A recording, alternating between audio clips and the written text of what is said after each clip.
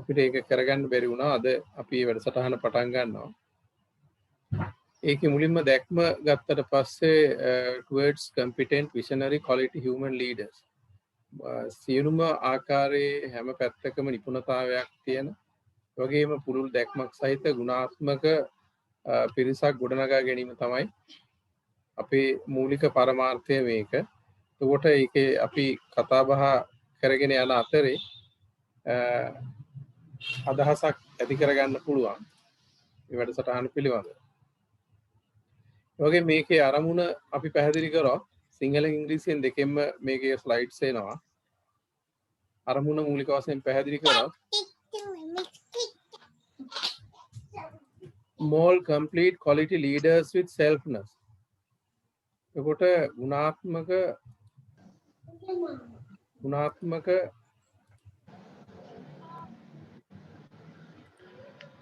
ඒ වගේම අංග සම්පූර්ණ දැනුමක් මයික් එක මියුට් කරගන්න මයික් එක මියුට් කරන්න.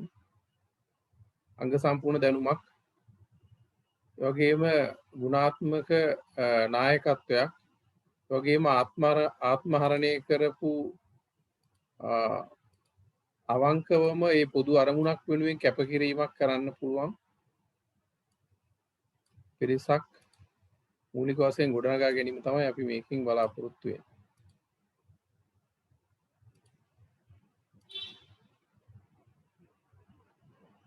කට්ටිය මේ වෙන ඇඩ් වෙන නිසා මේක ටිකක් පොඩ්ඩක් ඩිස්ටර්බ් වෙනවා.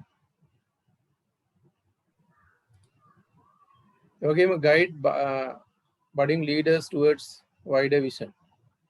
ඒ වගේම නායකත්වයට ප්‍රජා නායකත්වයට යම්කිසි අපේක්ෂාවක් බලාපොරොත්තුවක් තියෙන තරුණ හෝ වැඩිහිටි ප්‍රජාව එහෙම ඒ ගුණාත්මක තත්වයක් දියුණු කර ගැනීමට අපේක්ෂා කරන නායකත්ව ගුණාංග ප්‍රජා නායකත්වයකට සූදානම් වෙන පිරිසට පළල් දැක්මක් ලබා දීම.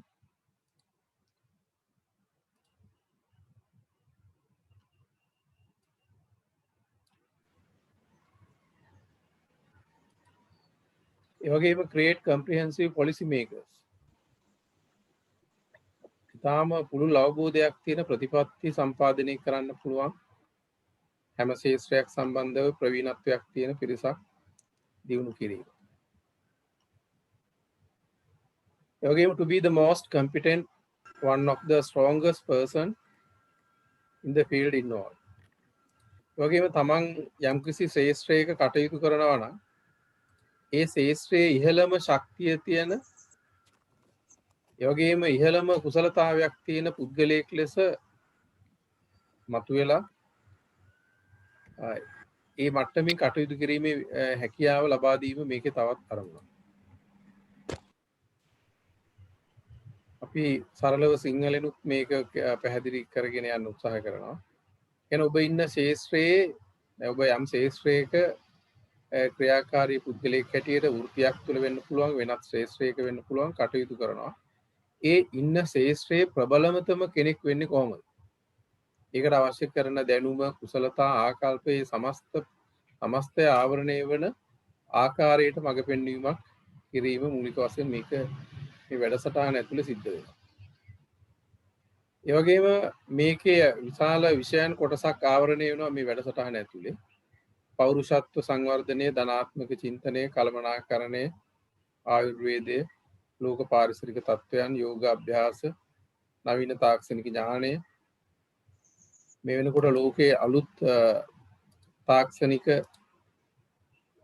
ප්‍රවේශයන් කිහිපයක් ඇති වෙලා තියෙනවා. ඒ ලෝකේ දියුණුම අලුත්ම තාක්ෂණික ඥානෙ, ඒ අලුත්ම ටෙක්නොලොජිස් මොනවද? ඒ වඳුනගන්නේ කොහොමද? ඒ ශක්තිය අපි අපේ වෘත්තිය ඇතුළට එහෙම නැත්නම් අපි කටයුතු කරන ශාස්ත්‍රය ඇතුළට සම්බන්ධ කරගෙන අපි ඒ ක්‍රියාත්මක තලයේ වඩා ප්‍රබල තැනකට උසවා ගන්නේ කොහොමද? ඒ වගේම අධ්‍යාපනයේ, සෞඛ්‍ය, ඒ වගේම දේශපාලනයේ, ඉංග්‍රීසි භාෂාව, ව්‍යාපාර කළමනාකරණය, ඒ වගේම ආර්ථිකය, ඒ වගේම ආධ්‍යාත්මික තත්ත්වය කියන මෙන්න මේ විෂයන් සාමාන්‍යයෙන් මේ වෙන විට ලෝකයේ ප්‍රබලවම සාකච්ඡා කරන ඒ වගේම මානව ප්‍රජාවට මනුෂ්‍ය සංහතියට ප්‍රබලම බලපෑමක් කරන ප්‍රධානම විෂයන් ලෝකේ ඉතාම ප්‍රබල ප්‍රධානම විෂයන් 20ක් පමණ මේ වැඩසටහන තුල ඉතාම දියුණු මට්ටමින් ඉහළ මට්ටමින් සාකච්ඡා වෙනවා.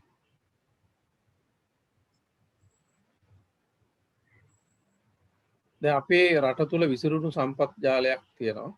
විශේෂයෙන්ම මානව සම්පත්, ඒ වගේම විවිධ භෞතික සම්පත්, ඒ වගේම ඒ උදාහරණයක් ගත්තහම අපේ පොළව, අපිට අවුරුද්ද පුරා පැතුරුණු වර්ෂාපතනේ හිරුවෙලිය, රටවටා මුහුද, ඒ වගේම අධ්‍යාපනයක් සහිත ශ්‍රම බලකායක් තියෙනවා. ඒ වගේම පුළුල් පරිපාලන ව්‍යුහයක් තියෙනවා. ඒ වගේම විධායක ජනාධිපතිගේ ඉඳලා ග්‍රාම සේවක ළඟට එනකන් ඉතාම ප්‍රබල පරිපාලන පද්ධතියක් තියෙනවා. එතකොට අපි මේවා නිසියාකාරව පාවිච්චි කරනවද නැද්ද කියන විවිධ විවේචන අපිට තියෙන්න පුළුවන්. මේ වැඩසටහන ඇතුලේ අපි සමහර විට අපි වටිනාකමක් නොදුන්න ඉතාම සාමාන්‍ය තත්ත්වයන් හැටියට සැලකපු දේවල් වල පවා දියුණු තත්ත්වයක් වටිනාකමක් මතු කරගෙන අපිට අපේ රට මීට වැඩිය ප්‍රබල තැනකට ඔසවා තබන්න පුළුවන් කියන විශ්වාසය ගොඩනගෙන ආකාරයෙන් මේ දේවල් පිළිබඳව අපිට දැනුවත් වීමට මේ වැඩසටහන ඇතුලේ අවස්ථාවක් ලැබෙනවා. ඒ වගේම උක්ත සම්පත් නිසි කළමනාකරණය දැන් උදාහරණයක් හැටියට ගත්තාම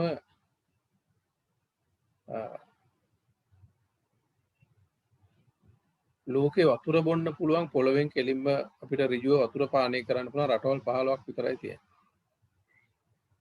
ඒ අතරේ අපේ රටක් තියෙනවා. ගොඩක් රටවල් වල පයිප්පෙන් වතුර බොන්න බෑ. පොළවෙන් ගත්ත වතුර ටිකක් ඍජුව පානය කරන්න බෑ. මුත් අපේ රට ඒ සම්පත තවමත් නොනැසී රටේ සැලකිය යුතු පරිසරයක ඒ තත්ත්වය පවතිනවා. ඇත්තටම අපේ රට දියුණු කරන්න අපිට පුළුවන් අපිට ජල සම්පත යම් ආකාරයකට එක්තරා ප්‍රදේශයකවත් සීමා කරගත්තොත් සීමා කරගෙන මේ දූෂණය වෙන තත්ත්වය නතර කරගත්තොත් අපිට පුළුවන් ඒ සම්පතෙන් විතරකුත් මේ රට හැමෝටම ජීවත් වෙන්න පහසු ආකාරයේ ප්‍රබල ආර්ථික මට්ටමකට රට ඔසවලා තබන්න. ඒකට ඒ වගේ අපි නොසිතන පැති විශාල ප්‍රමාණයක් තියෙනවා. ඒ වගේම හිරුවෙලි. අපි හිරුවෙලිය පාවිච්චි කරත් අපිට පුළුවන් අපේ රටට විශාල ආර්ථික ශක්තියක් ඒ තුලින් ගොඩනගන්න. එතකොට මේ විශාල සම්පත් ස්වාභාවික සහ තවත් විවිධ සම්පත් විශාල ප්‍රමාණයක් පවතින අපේ රට ඉහළ මට්ටමකට අපිට ඔසවලා තබන්න බැරි වෙලා තියෙන ගොඩක් වෙලාවට අපි ඒවෙන් ප්‍රයෝජන ගන්න පුළුවන් ආකාරයේ චින්තනයක් ආකල්ප සහිත ප්‍රබල මානව සම්පතක් දියුණු කර නොගැනීම. ඒ නිසා අපි හැම එකම විවේචනය කර ඉන්නවට වැඩිය අපි උත්සාහ කරන්නේ යම් ආකාරයකට එවැනි ශක්තියින් සහිත පිරිස එකතු කරගෙන ඒ අයට ජාතිකව සහ ජාත්‍යන්තරව ලබා දිය හැකි සියලුම ශක්තිය ලබා දෙමින් ඒ අය ඉහළම තලයකට රැගෙන ඒම අපේ රට ලෝකය සමාජයේ වඩා යහපත් ශක්තිමත්ම තැනකට අපි හැමෝටම ජීවත් වෙන්න පුළුවන් පහසු තැනකට ඔසවා තබයි. දැන් අපි පරිපාලන ව්‍යුහය ගත්තත් ඔබ දන්නවා නිලධාරීන් 30ක් පමණ ප්‍රාදේශීය ලේකම් කාර්යාලයක ඉන්නවා. ඒ කියන්නේ සෞඛ්‍ය සේවා නිලධාරීන්, ඒ වගේම තරුණ සේවා නිලධාරීන්, කෘෂිකර්ම නිලධාරීන්, විද්‍යා තාක්ෂණ නිලධාරීන්, ග්‍රාම සේවක, ඒ වගේ 30ක් පමණ නිලධාරීන් ඉන්නවා. නමුත් මේ පරිපාලන ව්‍යුහය උඩ ඉඳලා පල්ලෙහාට විධිමත්ව ක්‍රියාත්මක වීමක් වෙන්නේ නැහැ කියන විවේචනයක් තියෙනවා. ඒ කියන්නේ අපේ රටේ අපිට පද්ධතිය පරිපාලන පද්ධතිය ලොකු ගැටලුවක් නෙමෙයි. දැන් අපිට යම් ප්‍රමාණයකට මේ කොරෝනා වෛරසය මුල් අවස්ථාවේ පාලනය කරගන්න පුළුවන්කම තිබුණා. ඒකට ප්‍රධානම හේතුවක් වුණේ ඒ අපේ පැවතිච්ච ප්‍රබල යාන්ත්‍රණය. එතකොට ඒ යාන්ත්‍රණයට නිවැරදි මඟ පෙන්වීමක් ලැබුණොත්, ඒ වගේම නිවැරදි ආකාරයකට කළමනාකරණය කරොත් බොහෝ ගැටලු ඒ යාන්ත්‍රණය තුල විසඳ ගැනීමේ හැකියාවක් තියෙන බව ඒවැන් ඔප්පු වෙලා තියෙනවා.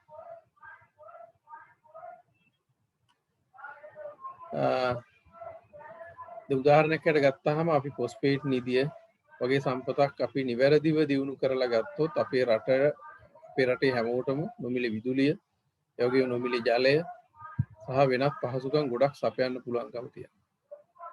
ඒ වගේම අපේ ස්වභාව සෞන්දර්යය අපි සමහර විට ওই පුංචි දිය දහරාවක් අපි දකිනවා නිකන් ඔහි කැලෑ වෙලා යන. නමුත් ඒවා වෙනත් රටවල් වල ඉතාම දර්ශනීය ආකාරයකට ඒවා නඩත්තු වෙනවා. ඒ රටට සෞන්දර්යයක් එකතු කරමින් ඒ වගේම ඒවා ආර්ථිකයට යම් ආකාරයක දායකත්වයකුත් ලබා දෙනවා.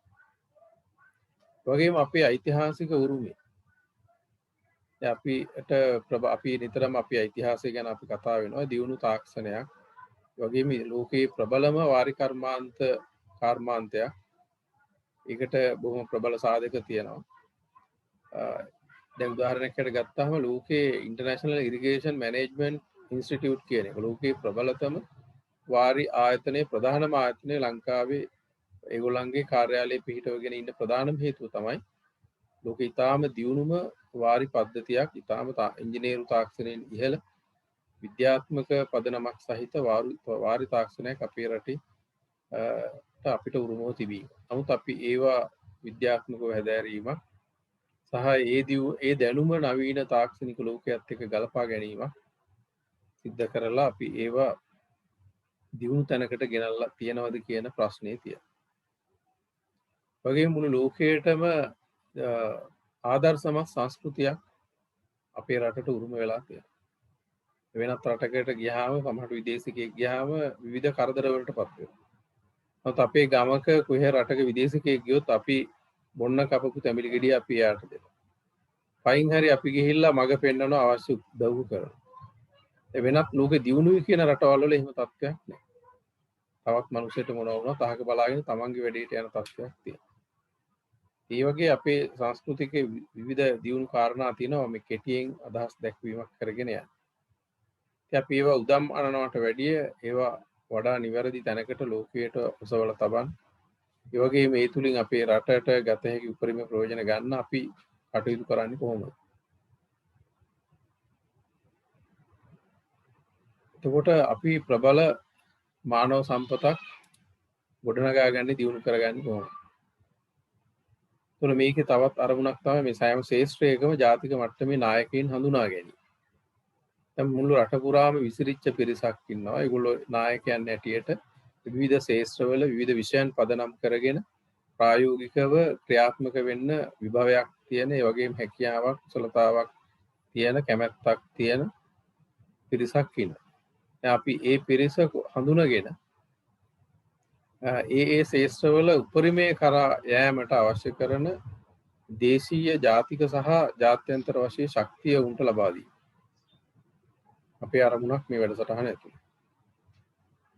වගේම දැනට විවිධ ශේෂ්ත්‍රවල කටයුතු කරන පිරිස එම ශේෂ්ත්‍රවල දියුණු පිරිසක් බවට කටයුතුපත් කිරීම.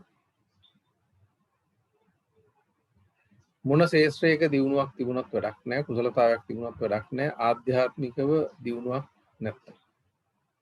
එතකොට ආත්මාර්ථකාමීව කටයුතු කරන පිරිසක් බවට පත් වෙනවා. තරම තමන්ගේ රැකියාව, තමන්ගේ තනතුර, තමන්ගේ ගෙදර, තමන්ගේ දරුවන් විතරක් පදනම් කරගෙන ක්‍රියාත්මක වෙන තත්ත්වයක් ඇති වෙනවා නම් එවැනි පුද්ගලයන් පොදු ආයතන වලට නායකත්වයට ප්‍රජා මඟ පෙන්වීම කරන පුද්ගලයන් හැටියට දියුණු කරගන්න පුළුවන් කමක් නැහැ. ඒ නිසා මූලික වශයෙන් මේවැනි නායකත්වයකට එන පිරිස යම් අධ්‍යාත්මික දියුණුවක් තියෙන්න ඕනේ. එසේම ආත්මහරණය යම් කළ පිරිසක් වෙන්න ඕනේ යම් ප්‍රමාණයකට හෝ. ආත්මාර්ථය තුල අපිට මෙවැනි ප්‍රවේශයකට ඇවිල්ලා කටයුතු කරන්න පහසුවක් නැහැ. දැන් සමහරට මෙතන උගත් පිරිසක් මේකට සම්බන්ධ වෙන්නේ. ඔබ දන්නවා සමාජවාදයේ තියෙන ප්‍රබලම කෘතියක් තමයි Das Kapital. කාල් මාක්ස් ඒකේ කියන්නේ you must get together ඔබලා එකට එකතු වෙලා by getting together you lose nothing. එකතු වීම ඇතුලේ නැති වෙන දෙයක් නැහැ, but by being separated you achieve nothing. හුදකලාව ආත්මාර්ථකාමී යන ගමන ඇතුලේ දිග ගමනක් ලොකු ජයග්‍රහණ අත්පත් කරගන්න පුළුවන් කමක් නැහැ කියලා. ඒ වගේම දියුණු දැක්මක් අපිට තියෙනවා. දැක්ම කියලා කියන්නේ අපි අනාගතයේ අපේ රට, අපේ ආර්ථිකය, අපේ සමාජය, අපේ ජීවිත අනාගතයේ මොන වගේ යහපත් තැනක අපි පවත්වනවද කියන එක පිළිබඳව අද ඇති කරගන්න නිවැරදි දැක්ම තමයි අපිට මේ විෂන් එක දැක්ම හැටියට කතා කරන්නේ. ඒ වගේම දැක්මක් සහ ඒ දැක්මක් තියෙන්න ඕනේ. ඒ වගේම ඒ දැක්මට යන්න ඒ විෂන් එක ඇචීව් කරන්න ක්‍රමෝපායක වැඩපිළිවෙලක් සහිත කුසලතාපූර්ණ චරිත ගොඩනැගෙන්න. ඒක දේශපාලනය වෙන්න පුළුවන්, වෙනත් වෘත්තීයමය ශාස්ත්‍රයක වෙන්න පුළුවන්, ව්‍යාපාර ශාස්ත්‍රය වෙන්න පුළුවන්, සමාජීය කටයුතු වල වෙන්න පුළුවන්. එතකොට මෙතන ඉන්න පිරිස ඕනම ශාස්ත්‍රයක ඒක ප්‍රශ්නයක් නැහැ. ඕනම ශාස්ත්‍රයක ඉදිරියෙන් කටයුතු කරන නායකත්වයකට බලාපොරොත්තුවක් තියෙන පිරිසක් විය යුතුයි. ඒක ඒ ශාස්ත්‍රය අපිට අදාළ නැහැ. මොන ශාස්ත්‍රයටත් අවශ්‍ය කරන මේ ශක්තිය, දැනුම, කුසලතාවය සහ ආකල්පමය වශයෙන් අවශ්‍ය කරන සුභවාදී ගොඩනැගීම තමයි අපි මේ ෆෝරම් එක ඇතුලේ මේ වේදිකාව තුල ගොඩනගන්නේ.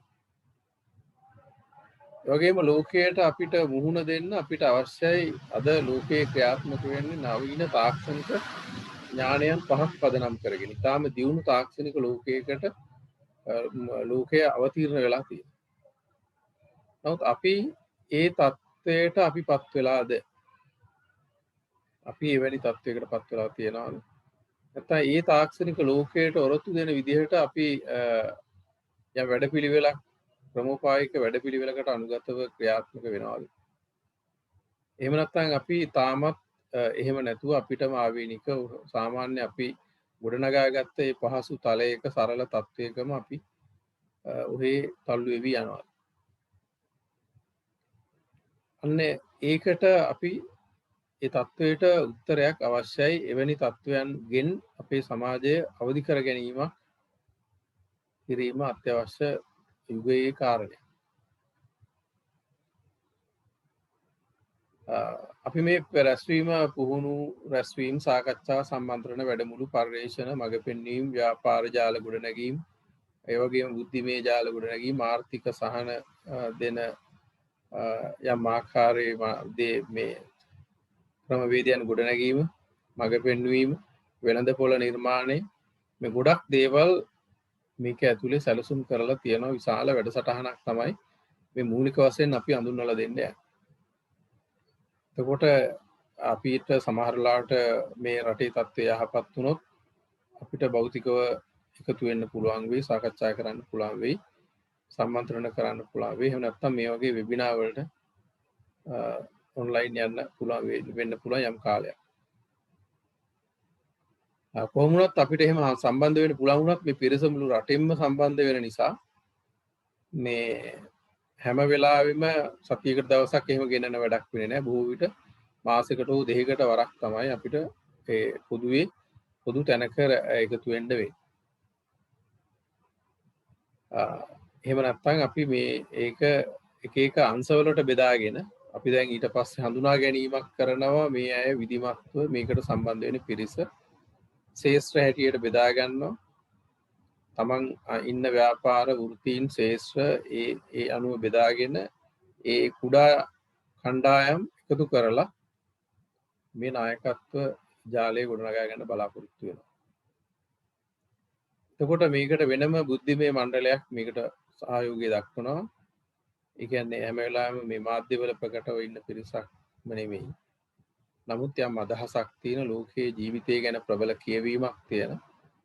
ඒ වගේම යම් ආකාරයක අධ්‍යාත්මික මේ දැනුමක් අවබෝධයක් තියෙන. ඒ වගේම පොදු අරමුණකට කැප වෙන්න සූදානම් විශේෂ කුසලතාවයක් සහ සුදුසුකම් තියෙන පිරිසක් මේක මෙහෙයවීම සඳහා දැනට අපි සමග සම්බන්ධව කටයුතු කරනවා.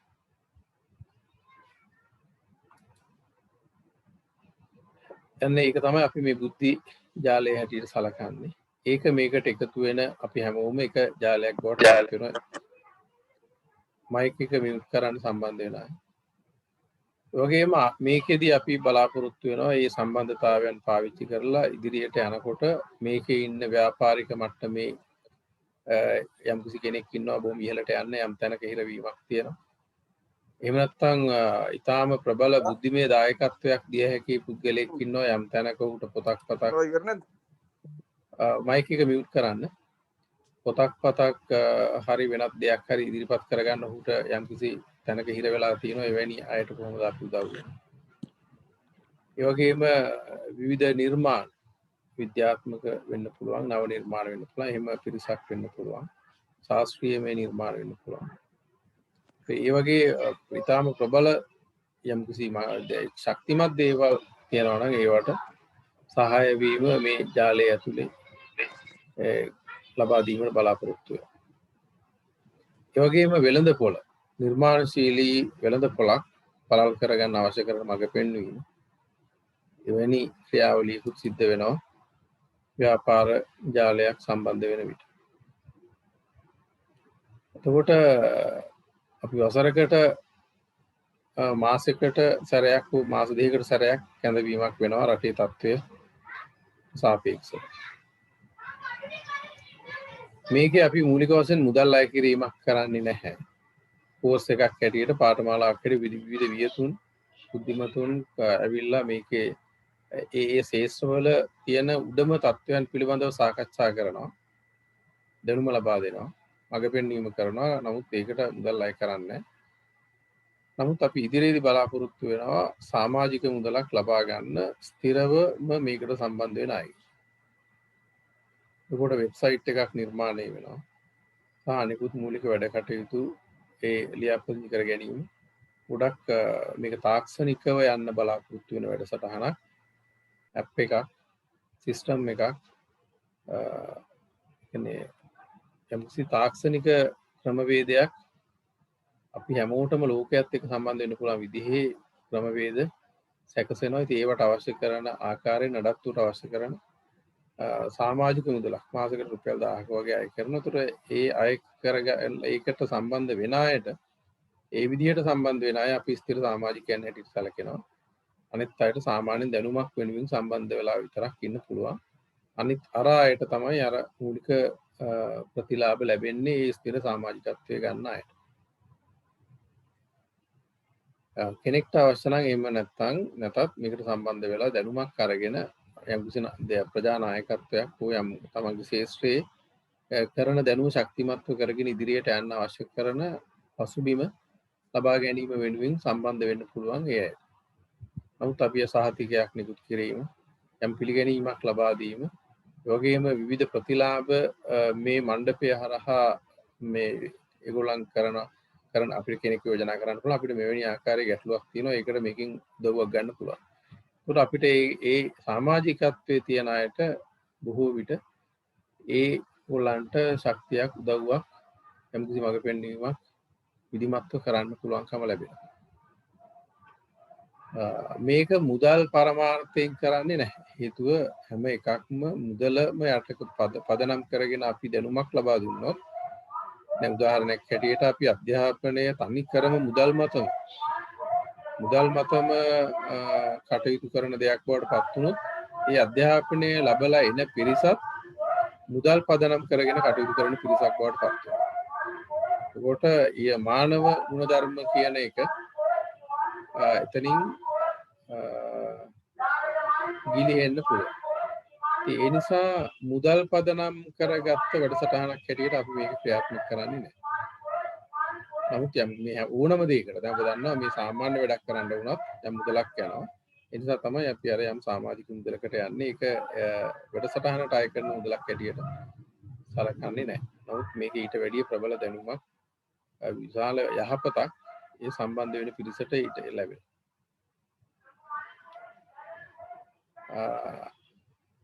ඒතර මේක සමහර විට වසරකට වැඩි කාලයක් ක්‍රියාත්මක වෙන්න පුළුවන්.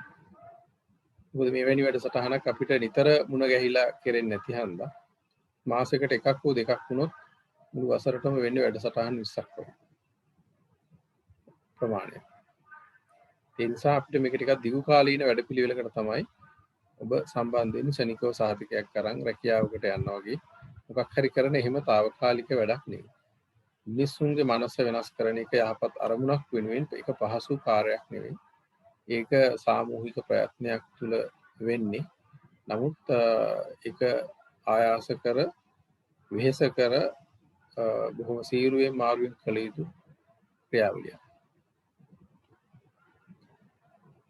දැනට සම්පත්ධාරීන් හැටියට සම්බන්ධ වෙන ගැන උදාහරණ දුන්නා.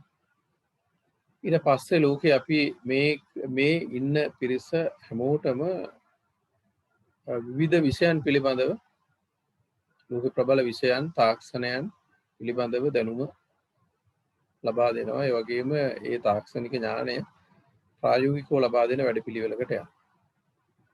දැන් ගත්තාම AI කියන එක ආටිෆිෂල් ඉන්ටෙලිජන්ස් කියන එක ලෝකයේ අද ප්‍රබලම විෂයන් අතරට සාකච්ඡා කරන මාතෘකා වලින් එකක්. ලෝකයේ නව තාක්ෂණික දැනුමත් එක්ක යන. ඔබ දන්නවා 5 out of සමහර විට දැනුවත් ඇති 5 out of 6 Americans use AI services in one form or the other every day. ඇමරිකානුවන් 6 දෙනෙක් ගත්තොත් ඒකෙන් එක්කෙනෙක් අනිවාර්යයෙන්ම මොනයම් හෝ විදියකට මේ AI කියන එක කෘත්‍රිම බුද්ධිය නැත්නම් තාක්ෂණික දියුණු ක්‍රමවේද පාවිච්චි කරනවා.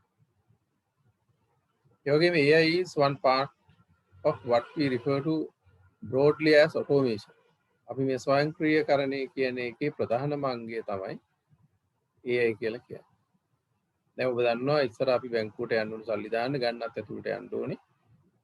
ඒ වගේම චෙක් එකක් ඩිපොසිට් කරන්න ඇතුළට යන්න ඕනේ, ලයිට් බිලක් ගෙවන්න. දැන් ඒවා ගොඩක් යන්ත්‍රයක් විසින් කරනවා. අවශ්‍ය තොරතුරු අපෙන් අහලා අපේට කන්ෆර්ම් කරගෙන. So automation is a hot topic because a potential job loss. ඕකේ ගොඩක් රැකියා අහිමි වෙනවා මේ AI සම්බන්ධ වෙන automation ක්‍රියාවලිය හරහා. But experts say automation will eliminate 73 million more jobs by 2030. 2030 වෙනකොට ඔය ඔබ කරන රැකියා මිලියන 73ක් පමණ නැති වෙලා යනවා. කියන්නේ මිනිස්සු කෘත්‍රිමව අතපය පාවිච්චි කරලා කතා කරලා කරන වැඩ වෙනුවට එක එක ඇප්ස් වලින් යන්ත්‍ර සූත්‍ර වලින් තාක්ෂණික ඥානය පදනම් කරගෙන ක්‍රියාත්මක වෙන තලයකට ලෝකයේ අවතීර්ණ වෙනවා. එහෙනම් අපේ රැකියා අභියෝගයට ලක් වෙන පරිසරයක තමයි අපි මේ වෙලාවේ. අපි හිතුවට අපි මේ රැකියාව රැකගෙන කටයුතු කරන්න ඕනි කියලා එහෙම අපිට පුළුවන් කමක් නැහැ. ওই රැකියාව ඔබට ලබා දුන්න ආයතනයේ ප්‍රධානියත් දිවාරය කල්පනා කරනවා තවත් දෙයක් කරන්න ඕනේ. ඌට ආයතනයේම ෂුවර් නැහැ. ඒ ප්‍රබල බිස්නස් එක. නමුත් බයික් එකක් දීලා වාහනයක් දීලා තනතුරක් දීලා ලොකු වැටුපක් දුන්නාම අපි හිතනවා ඒක ස්ථිර වැඩක්. මම ආරක්ෂිතයි මම සේෆ් කියලා. එහෙම එකක් වෙන්නේ නැහැ. නිසා අපි මෙතනදී කුරුල්ලෙක් වගේ වෙන්න ඕනේ. කුරුල්ලා විශ්වාස කරන්නේ ඔහු වාහන අත්ත නෙමෙයි තටු දෙක. අත්තකට වැහුවට පස්සේ අත්ත දිලාපත් වුණොත් කඩා වැටුණොත් කුරුල්ලට ප්‍රශ්නයක් නැහැ. එයා වෙනත් අත්තකට පියාසර කරනවා ඔහුගේ තටු දෙක ශක්තිමත් නිසා. ඒ වගේ ලෝකයේ අභියෝග ඒ කියන්නේ ලෝකයේ අලුතෙන් එකතු වෙන තාක්ෂණික ඥානයත් එක්ක අපි ඉන්නවනම් තමයි අපේ තටු ශක්තිමත් කියලා අපි කියන්නේ. වෙනතු අපි කෘත්‍රිමව සාමාන්‍යයෙන් රැකියාවක් කරගෙන ගියාට සමහරට යම් සැලකිය යුතු පඩියක් ලැබුණාට එතන ආරක්ෂිත බවක් නැහැ. ඒ නිසා මේ නායකත්ව පුහුණුව ඇතුලේ ඉන්න මිනිස්සුන්ට පෞරුෂයක් ගොඩනගෙනවා. මේ ලෝකයේ මොනයම් හෝ අවිනිශ්චිත තත්වයක් තුල වුණා සාධාරණ පැවැත්මක් තහවුරු කරගෙන ඒ වගේම ප්‍රබලව අනිකුත් මානවයන්ට මානව දයාවෙන් යුතුව යම්කිසි මෙහෙවරක් කරමින් නිදහසේ යම්කිසි ශක්තිමත්ව පැවතීමේ විභවය ලබා දීම තමයි එක පැත්තකින් අපි මේ ෆෝරම් එක ඇතුලේ කරන්න උත්සාහ කරන්නේ. කොහොමද how automation is creating jobs as well as eliminating them. කොහොමද මේ ස්වයංක්‍රීයකරණයේ නව තාක්ෂණයේ රැකියා නැති කරනවා වගේම රැකියා ඇති කරනවා. හැබැයි ඒ ඇති කරන්නේ මේ නව තාක්ෂණික දැනුමට සම්බන්ධව රැකියා. අපි එහෙනම් ඒ පැත්තට යොමු වෙන්නේ නැත්නම් අපේ අතපය මනස ඒ නව තාක්ෂණික ලෝකයට හුරු කරගත්තේ නැති වුණොත් ඒ නව අලුතෙන් ගොඩනැගෙන රැකියා ලෝකයේ ඇතුලේ අපි උදකලා වෙනවා ඒවට සුදුසු පුද්ගලයන් වෙන්නේ නැහැ. එහෙනම් මේ වැඩසටහන ඇතුලේ අපි කරන්නේ ඔබ කවුරු හරි මයික් එක මේ ඔන් කරගෙන ඉන්නවා ඒක පොඩ්ඩක් මයික් එක මියුට් කරන්න.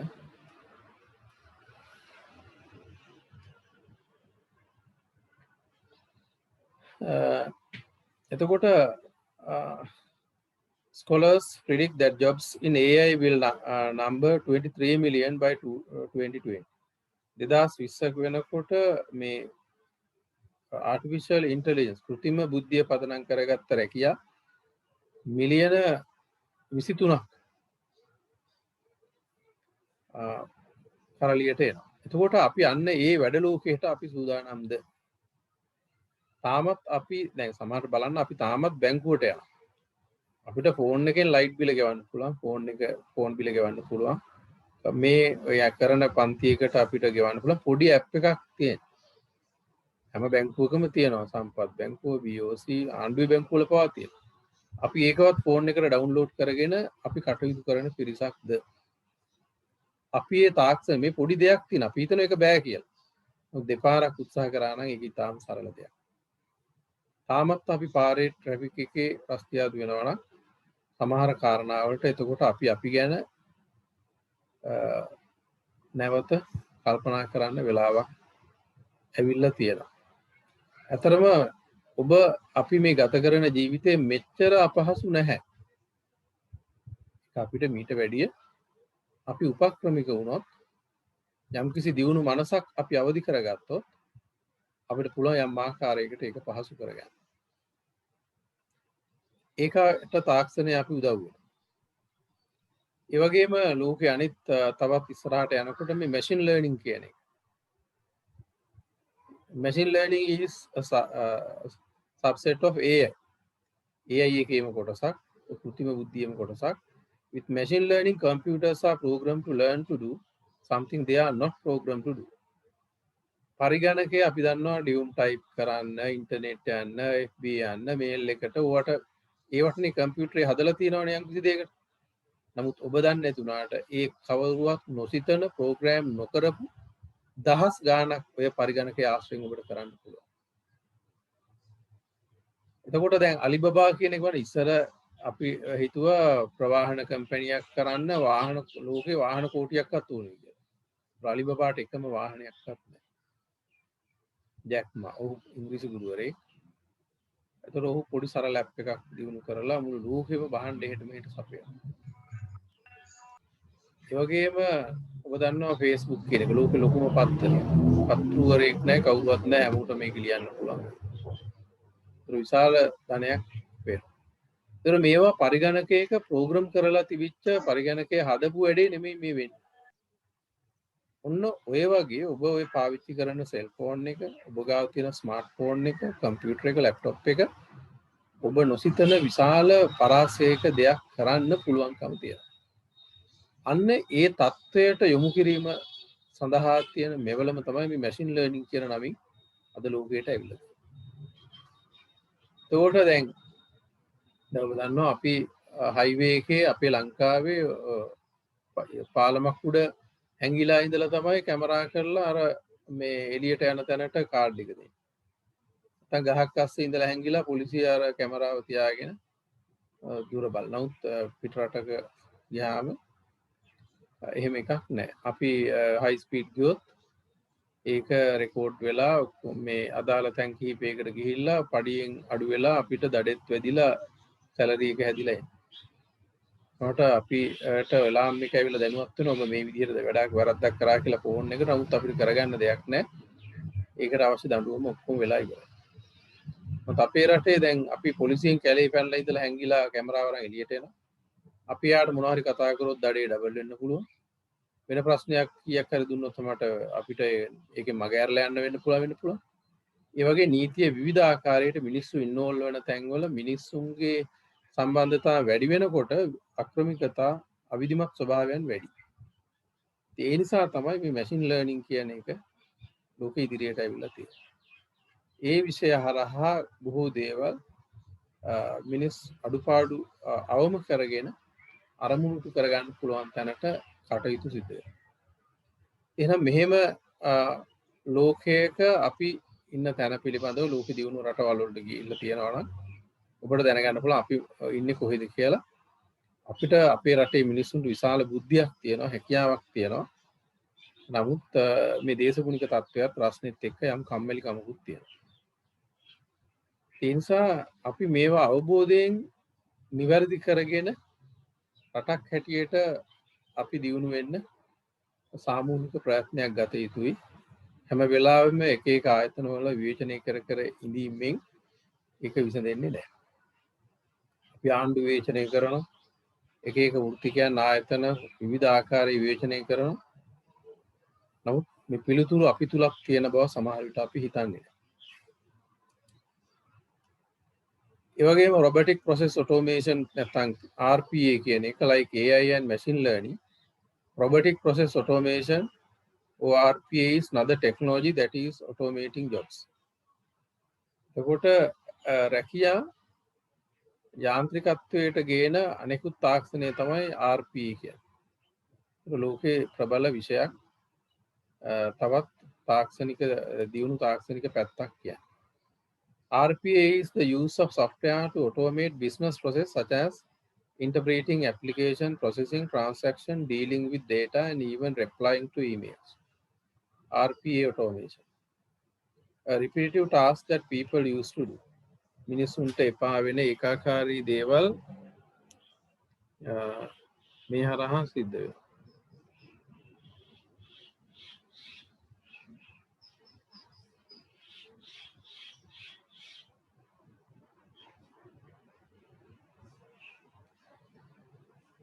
සමහර අයට කනෙක්ට් කරගන්න බැරි ප්‍රශ්න ඇවිල්ලා තියෙනවා.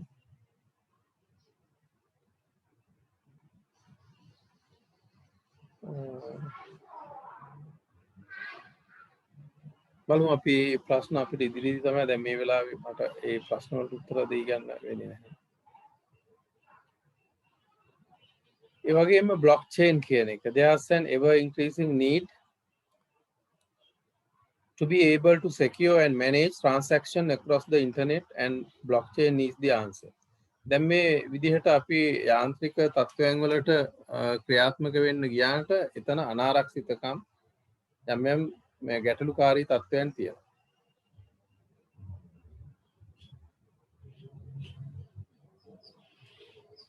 එතකොට දැන් ඒ මෙතනදී මේ තාක්ෂණය පැත්තෙන් කරන්න පුළුවන් හානියකුත් තියෙනවා. අන්න ඒ හානිය අවම කරගන්න නම් යම් තාක්ෂණික ආරක්ෂණ ක්‍රමවේද ගැනත් ලෝකයට හිතන්න වෙලා තියෙනවා. අන්න ඒවට පිළිතුරු හැටියට තමයි මේ බ්ලොක්චේන් කියන සංකල්පය එන්නේ.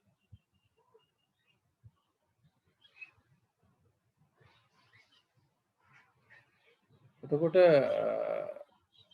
blockchain manages data and supply chain challenges. එතකොට data වලට supply chain එකට ඒවට තියෙන අභියෝගය ජය ගැනීම සඳහා ඒ තාක්ෂණික ගැටලු අවම කරගන්න පාවිච්චි කරන මෙවලමක් ඒක. ඒතකොට දැන් මෙවැනි විෂයන් ලෝකයේ සාකච්ඡා වෙනවා මේ තාක්ෂණයත් එක්ක. ඒ වගේම NLP, Natural Language Processing. NLP is a field of AI that enables computers to analyze and understand human language. දැන් අපි කතා කරාම අපේ භාෂාව අඳුන ගන්නවා. ෆින්ගර්ප්‍රින්ට් එකක් තිබ්බහම ලෝකේ ජනගහනය බිලියන 7ක් ඉන්නවනම් බිලියන 7ේම ඒ ෆින්ගර්ප්‍රින්ට් එක වෙනස්, ඥාන වෙනස් වගේ. එහෙනම් ඒක වෙන වෙනම හඳුනා ගන්න යන්ත්‍රයකට පුළුවන් ඒක මිනිස්සෙක්ට කරන්න බෑ.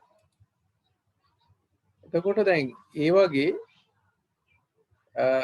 විෂයක් ලෝකෙ දියුණු වෙනවා. ඒක අපි NLP කියලා හඳුනා ගන්නවා. මේ වගේ පරිගණ අපි නිකන් FB එකේ විතරක් කාලේ නාස්ති කරනවද?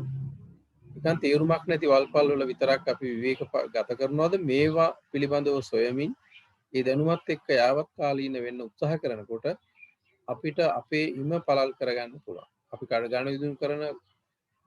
කටයුතු කරන පරාසය අපිට පළල් කරගන්න පුළුවන් අලුත් දැනුමක් අපිට එකතු වෙනවා. ඒ හරහා අපිට ලෝකයට යම්කිසි සක්‍රිය දායකත්වයක් ලබා දීමේ කුසලතාවයක් දිනු කරගන්න පුළුවන්.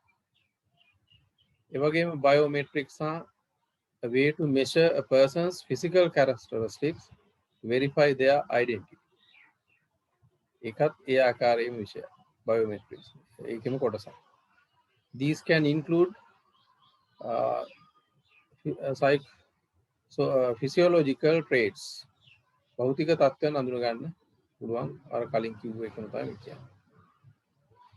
ඒ වගේම ලෝකයේ අනිත් තවත් දියුණු පැත්තක් තමයි මේ නැනෝ තාක්ෂණය. දැන් අපි සමහරලාට ඉලෙක්ට්‍රිකල් හරි ඉලෙක්ට්‍රොනික හරි ඒ දේවල් බොහොම ඉහළ තත්ත්වයේ හැටියට සැලකුවාට දැන් ඉලෙක්ට්‍රොනික විද්‍යාව ඉලෙක්ට්‍රිකල් සයන්ස් ඒවා ගොඩක් පල්ලෙහාට ගිහිල්ලා තියෙනවා. දැන් තාක්ෂණයේ ප්‍රබලම දොරටුවක් තමයි මේ නැනෝ තාක්ෂණය. A nanometer is a unit of length. The metric system equal to 1 billion of a meter. Metre එකක් බිලියන් එකකට බෙදුවාම අපිට නැනෝමීටරයක් හම්බ වෙනවා.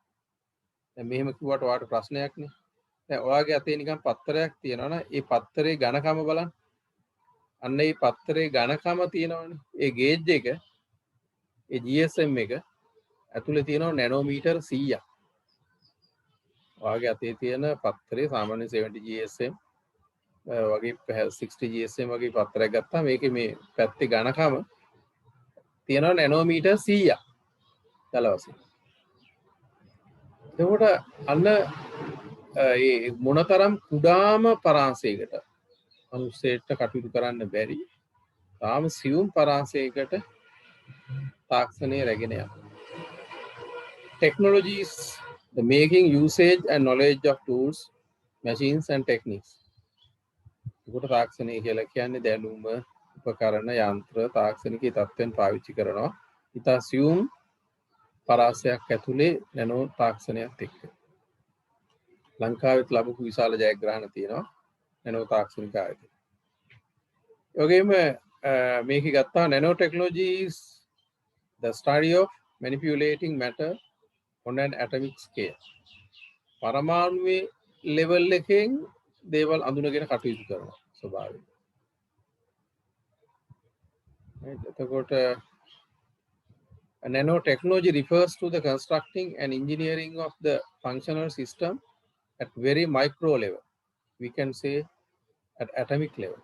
තාම ශුද්‍ර තත්ත්වයෙන් මොනම ආකාරයකින්වත් පියවියෙන් කටයුතු කරන්න බැරි තත්ත්වයක් ඇතුලේ කටයුතු කිරීම. මයික් එක මියුට් කරන්න ප්‍රශ්නයක් තියෙනවා නම් විතරක් අහන්න. මයික් එක මියුට් කරන්න. You can unmute in case you are going to question something. Otherwise, please mute the mic. Nanometer is 1 billionth of a meter. දැන් බලන්න මෙතන අපි කතා කරා ඉස්සර මැක්‍රෝ දැන් ඇපල් ගෙඩියක් මිනිස්සෙක් කූඹියක් ඒක අපිට ඇහැට කනට දැනෙන පේන තත්ත්වයක්. යටේ. right එතකොට මිලියන 5ක් විතර විශාලයි ඔය කූඹියක්ගේ යම් අවයවයක් ගත්තොත්. ඒතර මයික්‍රෝ. එතකොට මයික්‍රෝ කියලා කියන්නේ අපි සාමාන්‍යයෙන් diameter of a human hair. කෙස් ගහක diameter එක විස්තම්භය නැනෝමීටර 75000ක් විතර වෙනවා. කියන්නේ කෙස් ගහක් වටේ කරගෙවුවොත් නැනෝමීටර 75000ක් වෙනවා. දැන් ඔබට හිතාගන්න පුළුවන් නැනෝමීටරේ තත්ත්වය. සාමාන්‍යයෙන් බැක්ටීරියාවක් ගත්තොත් ඇහැට පේන්නේ නැති බැක්ටීරියා දිලීර ෆංගස් වගේ එකක් නැනෝමීටර් 2000ක් වගේ විස්තම්භයක් තියෙනවා. ඊට පස්සේ ඔබ වෛරසයක් ගත්තොත් DNA එකක් නැත්නම් DNA එකක් ජානයක් ගත්තොත් නැනෝමීටර් 2ක් වගේ විස්තම්භයක් තියෙනවා. එතකොට ඒ වගේ තාම කුඩා තත්ත්වයන් එක ගනුදෙනු කරන්න නැනෝ තාක්ෂණය ගොඩාක් ශේෂ්ත්‍ර වලට දැන් ඇවිල්ලා තියෙනවා. Application of nanotechnology.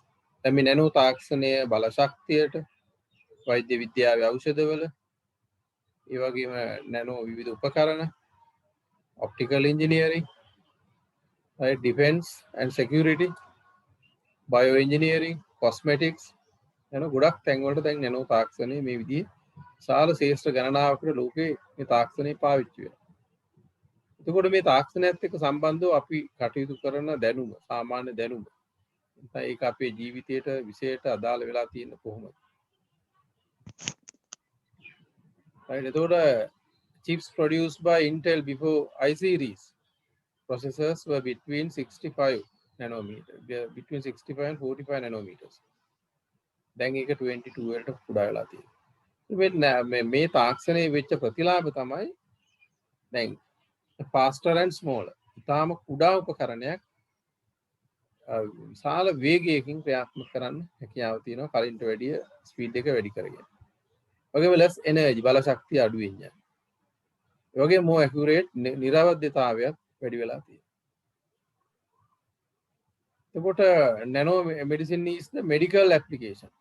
මේ කියන්නේ වෛද්‍ය විද්‍යාව තුළ මහා පරිමාණයෙන් පාවිච්චි වෙනවා. එනික තේරෙන උදාහරණ වලට විතරක් මම යන්නම් ටිකක් සංකීර්ණ කාරණා කියන්නේ නැතුව. This is a 2 gigabyte hard drive. මේ දකින්නේ hard drive එක. It weighs about 70 pounds. එතකොට මේ gigabyte දෙකක මේ hard එක රාත්තල් 70ක් බරයි මුල්ම computer ආපියුගේ. රාත්තල් 70ක් බරයි. It was first used in 1980s. 1800 ගණන් වල පාවිච්චි කරා. 1980. It cost at that time range from 80,000 to 140. Dollar 80,000 ඉඳලා ඒ කියන්නේ කෝටි ගාණ. ඩොලර් 1,40,000 දක්වා වෙලා තියෙනවා GB දෙකේ hard එක. 80 ගණන්. right දැන් බලන්න 2GB එකක් 80 එතකොට ඩොලර් 80,000යි. 1990 2GB එකක් ඩොලර් 2,000යි. එතකොට දැන් වාගේ අතේ තියෙන 2GB එක මේ 2010න් පස්සේ ආපු එක ඩොලර් 5යි. 400කට රුපියල් 1000කට අඩුයි. හරි. දැන් ඔච්චර ඔය පෙන් එක බලන්න අර කිලෝ 70 විතර ඔය නිකන් අතේ අංගගෙන පර්ස් එකේ තියාගන්න පුළුවන් තැනට මේක නිකන් ආව නෙවෙයි මේ තාක්ෂණයත් එක්ක තමයි මෙතෙන්ට ආවේ. එතකොට එහෙමනම් මේ තාක්ෂණික දැනුම අපිට අවශ්‍ය නැද්ද?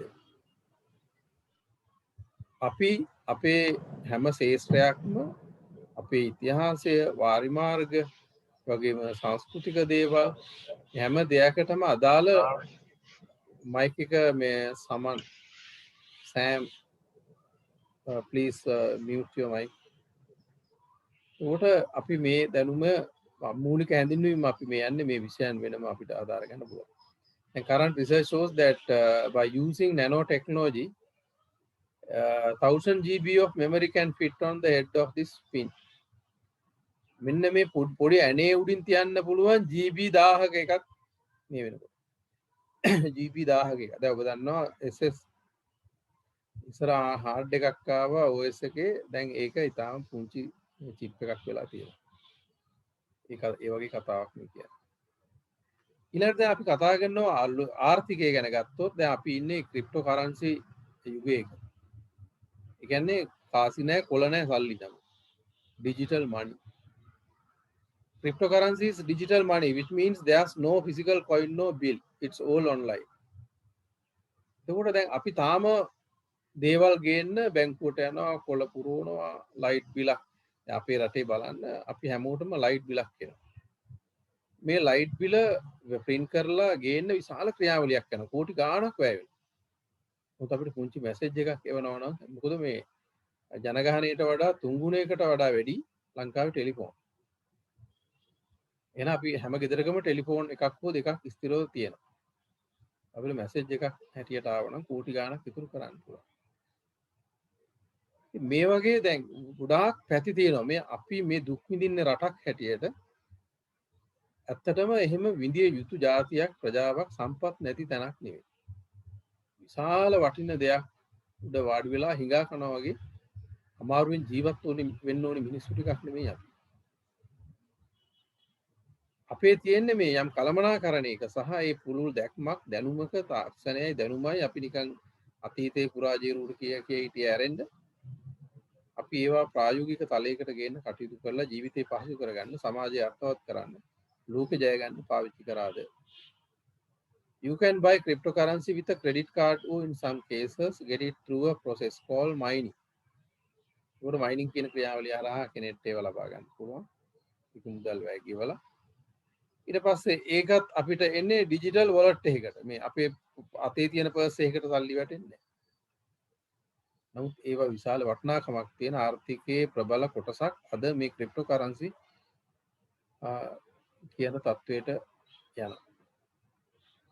දැන් ඒවා ක්‍රිප්ටෝ කරන්සි පාවිච්චි වෙන්නේ ඒකේ බිට්කොයින් හැටියට නැත්නම් USD කොයින් නැත්නම් ESOS නැත්නම් මෙනෝරෝ ඒ කියන ඒවා. දැන් මේවා ප්‍රයිසස් තමයි තියෙන්නේ. දැන් බිට්කොයින් කියන එක ක්‍රිප්ටෝ කරන්සි වල ලංකාවේ රුපියල් වගේ ගත්තාම ඒක ඩොලර් 164ක් එක් අවස්ථාවක ඒකේ වැලියු එකක් තියෙනවා.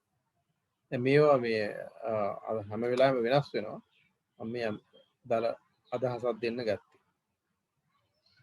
ඒකට ඒවා top 10 cryptocurrencies and their market capitalization 2019 value එක. මෙච්චර market value එකක් ඒගොල්ලන්ට තිබිලා තියෙනවා. බලන්න බිලියන 8යි, බිලියන 18යි, බිලියන 12යි. right? එතකොට මේ USD බිලියන් නේ.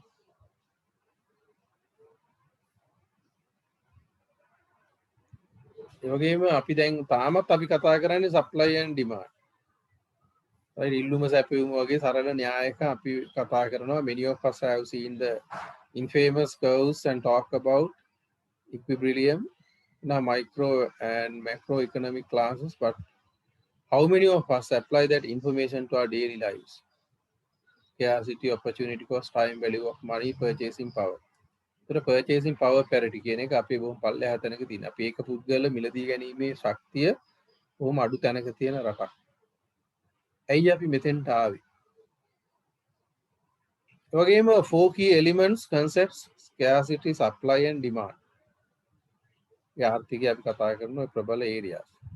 Scarcity, supply, demand, cost and benefits, and incentives can help explain many decisions that humans make in the subject of economy. එතකොට අපි ආර්ථික විෂය ඇතුළේ මේ විෂය කතා කරන විෂයන් මේවා අර්ථවත් තැනකට අපිට හසුරව ගන්න ආර්ථිකය මේ සංකල්පමය අවබෝධයක් වැදගත්. ඒ වගේම ලෝකයේ මේ ආර්ථිකයේ හැසිරෙන ස්වභාවය තේරුම් ගැනීමත් වැදගත්. මොකද අපිට මේ ලෝක ආර්ථිකයෙන් වියුක්තව කටයුතු කිරීමේ තත්ත්වයක් නැති නිසා. දැන් ඔයගොල්ලෝ දන්නවද අපේ රට මේ වෙනකොට 2014 අපේ ණය වාරිකය ඩොලර් බිලියන 2යි. 19 ඩොලර් බිලියන 4යි. එතකොට ඩොලර් බිලියන 6යි 2020. ඔක 2025 වෙනකොට 8 හෝ 10 අතර ගානකට යනවා. මේ තරම් ඒ කියන්නේ මුළු රටේම මුදල එකතු කරත් අපේ සංචිතය ගත්තත් අපිට ඩොලර් බිලියන 6ක් නැහැ. මුළු රටේම සංචිතය. මේ වගේ ණය කන්දක් මැද අපි ඉන්නේ. එතකොට ඇයි මේ ණය අරගෙන තියෙනවා විවිධ පුද්ගලයන් දැන් නිදහසෙන් පස්සේ ඉඳලා අද වෙනකම්. නමුත් මේවා පුද්ගලික පොඩි පොඩි දේවල් පරමාර්ථ වෙනුවෙන් පොදු දැක්මක් නැතුව අරමුණක් නැතුව ප්‍රාථමික මට්ටමේ අදහස් ඇතුව මේ ගනුදෙනු කරලා රට ප්‍රබල අගාධයකට පත් වෙලා තියෙනවා නිදහසෙන් පස්සේ මේවා කළමනාකරණය කරපු සමස්තය මේකට වගකිව යුතුයි. නමුත් අපි ඒවා පිළිබඳ විවේචනයකට යනවට වැඩිය අපි අලුත් ප්‍රජාවක් කොහොමද නායකයෝ පිරිසක් ගොඩනගා ගන්නේ මේ රට වඩා යහපත් තැනකට ගියේ. ඒ වගේම ඉන්ටර්නැෂනල් රේටිං ඉන්ස්ටිටියුට් ගත්තාම ඔයගොල්ලෝ දන්නවා Moody's ආයතනය, ඒ වගේම Fitch ආයතනය, S&P කියන ලෝකේ ප්‍රබල ආයතන තමයි විවිධ ආර්ථික බැංකු ලෝකේ රටවල් වල විවිධ ආර්ථික තලයන් ග්‍රේඩින් කරන්නේ. ඒගොල්ලෝ තමයි එක තත්ත්වයන් වලට ගේන්නේ. එතකොට අපිව ඩවුන්ග්‍රේඩ් කරලා තියෙනවා Moody's ආයතනය CAA1 කියන එකට. يعني තාම පල්ලෙහා තැනක. තව එකක් වැටුනොත් අපි ඩිෆෝල්ට් කිසිම ණයක් ගෙවන්න දෙන්නේ නැති ණයක් ගන්න බැරි තත්ත්වයකට ලෝකෙපත් වෙනවා. දැන් අපි එතන ඉන්නේ. ඒ වගේම ෆිච් රේටින් වලත් අපි පල්ලෙහාට වැටලා තියෙනවා. ඒගොල්ලන්ගේ රේටින් වල CC ඒකත් ඉතාම ඍණාත්මක තැනක. ඒ වගේම S&P Global Rating කියන එක ගත්තා. මෙන්න මේ කියන ප්‍රබලම කියන්නේ මේවා ඔබ දන්නවා ඕනම ආයතනයකට ඇජෙන්ඩා එකක් තියෙනවා. ඒක හැම එකක්ම බිස්නස් එකක් ඇතුලේ තියෙනවා. මාධ්‍ය ආයතන ගත්තත් අපේ රටේ ගත්තත් වෙන රටක ගත්තත් ඒවා මාධ්‍ය ආයතන නෙවෙයි. දැන් ඒ වගේ ඒ මාධ්‍ය අරමුණු වලට ක්‍රියාත්මක වෙනව නෙවෙයි. ඒවා හිඩන් ඇජෙන්ඩා එකක් තියෙනවා. දේශපාලනයක් තියෙනවා. වෙන අරමුණු ටිකක් තියෙනවා. ඌ අතරේ අර මාධ්‍යයක් හැටියට ආවරණය වෙලා කටයුතු කරනවා. ඒ වගේ අපිට මේ ආයතන ගැනත් අපිට ඒවට යම් යම් විවේචන තියෙන්න පුළුවන්. නමුත් ලෝකේ මේවෙන් දෙන ඒ දත්ත යම්කිසි දත්තයක් පදනම් කරගෙන සාධාරණීකරණය කරන්න පසුබිමක් තුලයි මේ අය අපිව පල්ලෙහා තැනක ඉඹලා ඉන්නේ කියලා අපිට කියන්නේ. ඒවා 100%ක් මේවා යුරෝපියන්ගේ ඒවා කියලා අපිට ඒවා බැහැර කරන්න පුළුවන් කමක් නැහැ. අපි මේ පවතින සමාජ ලෝක දේශපාලනික ව්‍යුහය තුල. කියන්නේ අපේ රටට බලපාන ලෝකීය භූගෝල දේශපාලනයක් තියෙනවා, ලෝක ආර්ථික තත්ත්වයක් තියෙනවා. ඒ සමස්තය ඇතුලේ මේවා වලට ගණන් නොගෙන අපිට කටයුතු කරන්න බෑ. ඒ වගේම rating agency highlights or event persistence debt payment challenges අපිට ණය ගෙවන්න බෑ ඒක අභියෝගාත්මකයි. Budget deficit estimated to be 8 to 9% for 2020. අපේ අයවැය පරතරය. ඒ වගේම debt as a percentage of GDP set to hit 100%. හරි GDP හැටියට ගත්තාම percentage එක මේ ණයවල 100%ක්. ඒ වගේම bonds shrinking reserves අපේ ස්ථාවර තැන්පත් වෙලා තියෙන ඒවා දැන් නැති වෙලා හැකිලිලා යනවා. ඒවා පාවිච්චි කරලා තමයි අපිට ඔය පහුගිය දවස්වල 5000 ගානේ බෙදලා දැම්මේ මේ සහනයක් හැටියට. එතකොට subdued growth and high debt repayments අපි මේ නිකන් සරල ආර්ථික කාරණා ටිකක් ඉගෙනගෙන පාඩම් කරලා ඒක විභාගයකට ලියනවට වැඩිය එහා ආර්ථිකයක් පිළිබඳව අපිට හදාරන්න තීරුම් ගන්න තියෙනවා. පරණ ආර්ථික සංකල්ප ඒවා තුල අපි ඉන්නවද ලෝකයේ අලුත්ම තත්ත්වයන් එක්ක කටයුතු කරන්න අපිට වෙන්නේ නැද්ද? බලපෑමක් කරන. Increase government borrowings could crowd out private sector. මේ රජයේ මේ විදිහට ප්‍රබලව ණය ගත්තට පස්සේ එතකොට ඒකෙන් විශාල ඍණාත්මක බලපෑමක් පුද්ගලික ව්‍යාපාර ලෝකයට එනවා. ඒකට expect CB to be challenge. අපේ සෙන්ට්‍රල් බැංක් එකට අභියෝගයට ලක් වෙනවා currency depreciation. මුදලේ යගේ පල්ලෙහාට වැටෙනවා අපිට ඩොලර් එක රුපියල් 250 ගෙවන්න වෙනවා. ඒ වගේම high inflation උද්දමනය ඉහළට යනවා. එතකොට මේ අභියෝග පාලනය කරගන්න බැරි තැනක සෙන්ට්‍රල් බැංකුව එනවා. මහ බැංකුව. එතකොට මෙන්න මේ කියන තත්ත්වයන් සාධාරණ හේතු දක්වලා තමයි අපි අර පල්ලෙහාට දාලා තියෙන්නේ. ඒකට මේ අපේ ආර්ථික අපිට මෙන්න මේ කියන්නේ මම මේ කතා කරන්නේ පුංචි කෑල්ලක් ආර්ථිකේ. අපි අදහසක් දෙන්න. අපි මේවා පළල්ව සාකච්ඡා කරනවා මේවට විසඳුම් හැටියට අපි කටයුතු කළ යුතු ආකාරයේ රටක් හැටියට අපි කොහොමද නැගිටින්න ඕන කියන එක තමයි මේක ඇතුලේ කරන්නේ. ඉතින් අපිට එහෙම මේ හැම පැත්තක් ගැනම දැනුමක් තියෙන හයිය මිනිස්සු ටිකක් අවශ්‍යයි. මේ නිකන් මේ පඹය වගේ කොටසක් අපි සමහරට පත් කරගෙන අවුරුදු 70ක් තිස්සේ අපි දුක් විඳිනවා. ඒ නිසා අපි දැන් ඒවා වෙනස් කරනවට වැඩිය මේ විභවයක් තියෙන තරුණ පිරිස මේ ආත්මහරණය කරපු අවංක මිනිස්සු ටිකක් අවදි කරලා ඇහැරෝලා මේ රට වෙනුවෙන් දියුණු කිරීම තමයි ඇත්තටම අපේ පරමාර්ථය මේ උත්සාහය ඇතුලේ. ඒ වගේම අපි තවත් විශේෂයකට ගියොත් මේකේ අපි උගන්වනවා පෞරුෂත්ව සංවර්ධනය. නැත්නම් ධනාත්මක චින්තනය. ආර්ථිකමය වශයෙන් සෞභාග්‍යමත් වෙන හැටි පුද්ගලෙක් හැටියට සතුටින් ජීවත් වෙන්න අවශ්‍ය කරන ඒ ශක්තිය ගොඩනගා ගන්න හැටි. එතකොට පෞරුෂත්වය කියන්නේ මොකක්ද? What is personality development? Right? Changing your appearance into an image is personality development. අපි අපේ බාහිර රූපය නඩත්තු කරනවා. right? එතකොට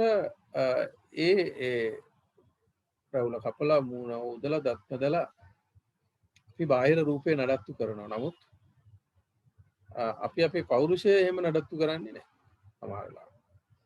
ඒ නිසා මේ රූපය ප්‍රතිරූපයක් බවට පරිවර්තනය කරන ක්‍රියාවලියකට මිනිස්සෙක් අනුගතව ක්‍රියාත්මක වෙනවා නම් ඔහුගේ පෞරුෂයට සාධාරණයක් ඉටු කරන කෙනෙක් පෞරුෂත්වයේ දියුණු තැනකට ඔසවා තබන්න කටයුතු කරන කෙනෙක් බවට පත් වෙනවා. නිකන් රූපේ විතරක් නඩත්තු කරන එක මේකප් කරලා ලස්සනට ඉන්න කියන එක පර්සනල් ගෲමින් හොදට අඳින එක ඊව සරල කාරණා. ඒක අපි ඕන කෙනෙක්ට කරන්න පුළුවන්. නමුත් මේ ලෝකේ සියලුම තත්ත්වයන් අවබෝධ කරගන්න පුළුවන් හැම විෂයක් පිළිබඳ මූලික දැනුමක් තියෙන ඉතාම සියුම් දියුණු විඥානයක් තියෙන පෞරුෂයක් ජීවිතය ඇතුලේ සංවර්ධනය කිරීම දෛනිකව කළ යුතු කාරණයක්. මේ තියෙන විදිහට ඔහේ අපි තල්ලු වෙවි යනවා නම් ජොබ් එකක් තියෙනවා කීයක් හරි හම්බ වෙනවා. ඉතින් ඔය යනවා කියලා එහෙම යනවා නම් වැඩක් නැහැ. මේ මහවැලි ගඟ හරවල වෙනස් කරපු නිසා තමයි විශාල ප්‍රමාණයක් අපිට කුඹුරු අසද්දලා රට සහලින් ස්වයං පෝෂිත කරන්න පුළුවන්.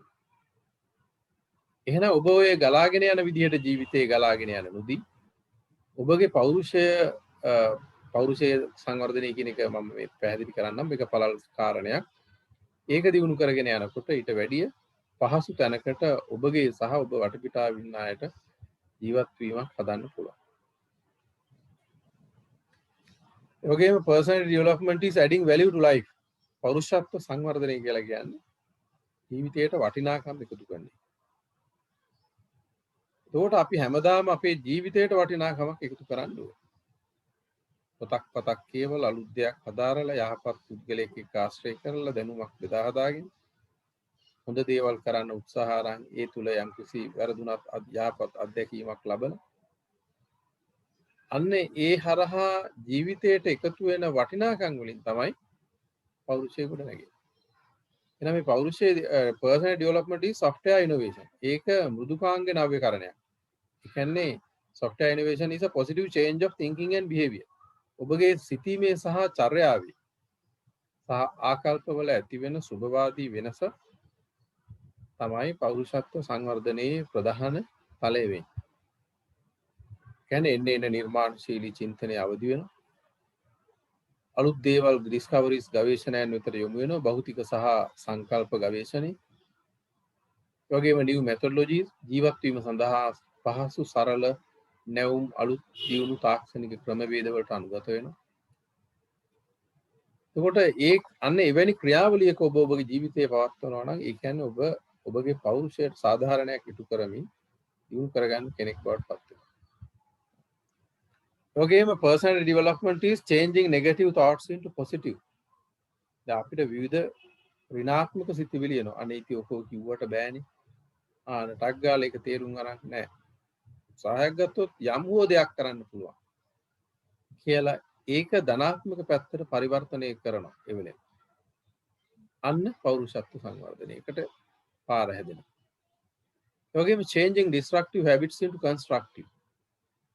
ජීවිතයේ පල්ලෙහාට දාන ජීවිතයට හානිදායක පුරුදු ජීවිතයේ ගොඩනගෙන පුරුදු බවට පත් කරනවා. දැන් ටීවී බලනවා නිකන් තේරුම් නැතුව හේ වාඩි වෙලා නේ අර ඉන්දියාවේ සාරි සල්වාරි ඇඩ් දිහා බලාගෙන ඉන්න.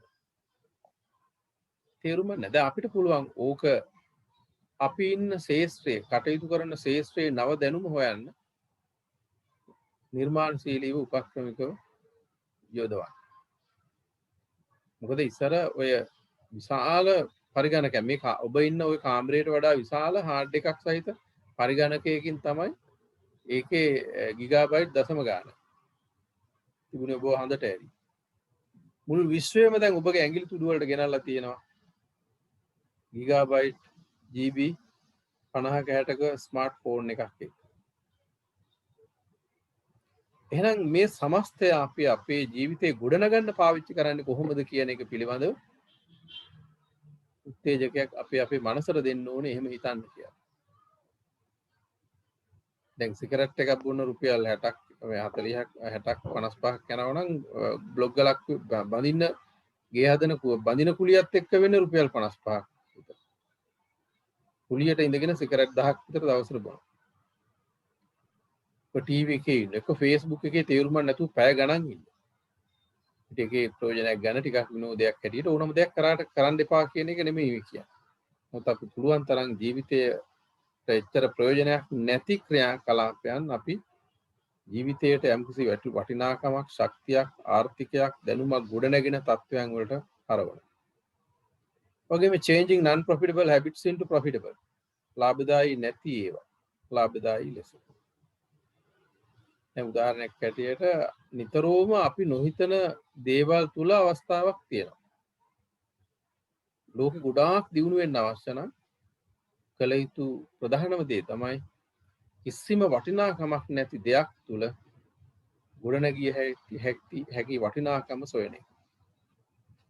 මිනිස්සු ගොඩාක් දියුණු වෙලා තියෙන කුණු වලින්, අසුචි වලින්, නිකන් පරඬල් වලින්, සිප්පි කටු වලින්, වැලි වලින්. දැන් නිකන් පුල් මුඩේ වෙරළට මිනිස්සු ඉස්සර ගියා.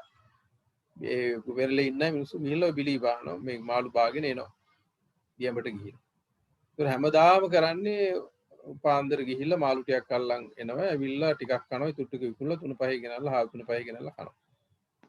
හැමදාම වැඩේ. නමුත් ওই විදිහට යන මේ දියඹට යන ඒ මාළු බාන පිරිස අතර එක මිනිස්සෙක් බැලුවා අපි මේ පාග යන වැල්ල අමුතුයි මොකද්ද මේ කියලා. ඔහු ඒක පරීක්ෂණ කරන්න ගත්තාම ලෝකයේ ඔබේ ඔය පරිගණකයේ දියුණු තාක්ෂණික උපකරණ හදන්න අවශ්‍ය කරන ඛනිජ ලවණ සහිත වැල්ලක් ඔය පාග යන. ඔහු ඒක පිටරට යවන්න රංගත්ත ඩොලර් ගාණක් උපයනවා. ඒක රට ප්‍රධාන ආදායමක් වුණා. අර හැමෝම පාග ගිය වැල්ල තමයි අර මනුස්සයා කල්පනා කරේ මේක මොකද්ද මේ කියලා වෙනත් තැන් වලට වඩා වෙනස් නෙමේ වැල්ල කියලා. ඒතර ලෝකේ එකම තැන මේ ඛනිජ ලවණ සුද්ධ කරලා දෙන විශාල ප්‍රොසෙස් එකක් කරා තමයි ඒක සුද්ධ කරගන්නේ. මොකද අපිට ස්වභාව ධර්මයෙන් එහෙම දීලා තියෙනවා. ඒ වගේම changing unintelligent conducts into intelligent. බුද්ධිමය නොවන මනස අවදි කරන්නේ නැති හැසිරීම් තුල ඔබ ඉන්නවා නම් ඒ හැසිරීම් ක්‍රමිකව මනස අවදි කරන බුද්ධිය විකසිත කරන ක්‍රියාවලින් වලට අනුගත වෙන්නේ කොහොමද කියලා අන්න එහෙම හිතනවා නම් සොයනවා නම් ඒ ඔබ හොයන්නේ පෞරුෂ සංවර්ධන ක්‍රියාවලිය. You are still not late. ඔබ තාම ප්‍රමාද නැහැ. So start where you are. ඔබ ඔය ඉන්න තැනින් පටන් ගන්න. Use what you have. තියෙන දේ පාවිච්චි කරන්න. Do what you can. පුළුවන් දේ කරන්න.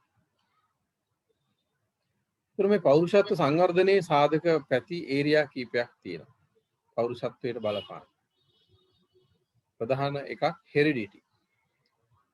ප්‍රවේණියෙන් උරුම වන තත්ත්වයන්. ඥානගත වෙන ස්වභාවයක් තියෙනවා. අම්මගෙන් තාත්තගෙන් පරම්පරාවෙන්. ඒවත් යම් යම් පුද්ගලයන්ගේ පෞරුෂයට බලපෑමක් කරනවා. ඒව සමහර දේවල් අපිට ඥානමය තත්ත්වයන් සමහර විට ලොකු වෙනසක් කරන්න බෑ. ඊළඟ එක ලර්නින්. ඔබ ඉගෙන ගන්න දේ. ඔබගේ ලෝකයේ අද කතා කරන්නේ කොහොමද මිනිස්සු තාම ප්‍රබලව ශක්තිමත්ව ක්‍රියාත්මකව ඉගෙනුම් සංස්කෘතියක් තුළ රඳවන්නේ කියන එක. අධ්‍යාපනයේ මූලික අරමුණ ඒක. නිරන්තරයෙන් ස්වභාවයෙන්ම ඉගෙන ගන්න පුද්ගලෙක් බවට පත් වෙන එක. Right? එතකොට දැන් no one cannot say that learned and educated people. We all are learning people. From womb to tomb we are learners. ගර්භාෂයේ ඉඳලා සොහොන් ගැබට යනකම් අපි ඉගෙන ගන්න ආයි. එහෙනම් ඒක purposely කරනවා නම් උවමනාවෙන්ම අපි ඉගෙනුම් සංස්කෘතියක් තුල ජීවිතේ ක්‍රියාත්මක කරනවා නම් අන්න එය පෞරුෂත්වයේ ගුණාගෙන සාධකයක්. ඒ වගේම maturation පරිණතිය. කියන ගනිමින් විවිධ දේවල් තුල ජීවිතය ගත කරමින් ප්‍රායෝගික අත්දැකීම් මට මේ තුනට ට්‍රේනින්ග් එකක් පටන් ගත්තා ඔන්ලයින්. ටැබ් එක ගෙදර ටක් ගාලා එහෙම ඒක දාලා මයික් එක මියුට් කරන්න. මයික් එක මියුට් කරන්න. PAMK මැචුවර් පරිණතිය. එතකොට මේ මැචුවරිටි එක අපි විවිධ දේවල් කරමින් දරුවෝ හදලා, ගෙවල් හදලා, රැකියා කරලා, අධ්‍යාපනය ලැබලා, ඉගෙනගෙන විවිධ ආකාරයෙන් අපි යම් පරිණතියක් ලබනවා කාලේ වෙලිතලාමක ජීවිතයේ ඉදිරියට අරගෙන යන ගමන්. එතකොට ඒ පරිණතිය බලපානවා අපේ පෞරුෂය. ඒ වගේම අපි ජීවත් වෙන පරිසරයේ වටපිටාව. ඔබ තුන්දෙනෙක් ආශ්‍රය කරොත් ඒ අයගේ වැඩි බලපෑමක් කර හැකි කෙනෙක්ගේ චරිත ලක්ෂණ ඔබගේ ජීවිතයට එනවා. එතකොට මේ පාරිසරික තත්ත්වයන් එහෙමනම් අපි කළමනාකරණය කරන්න අපි හිතන්න ඕනේ අපේ ජීවිතයට වඩා සුබවාදී බලපෑමක් කරන පරිසරයන් තුලට අනුගත වෙන්න. එවැනි ෆෝරම්ස් තුල ඉන්න. ඒ වගේම ට්‍රේනින්ග් පුහුණු. අවබෝධයෙන් නිරන්තරයෙන් ලබන පුහුණු. මේ සාධක අපිට හසුරවන්න පුළුවන්. මයික් එක මියුට් කරන්න. ෆොටෝ ගන්න කියලා. එපා කියද්දි කමෙන්ට් එක තියෙන එකක් කියලා දාන් ගියා. මයික් එක මියුට් කරන්න. මයික් එක මියුට් කරන්න.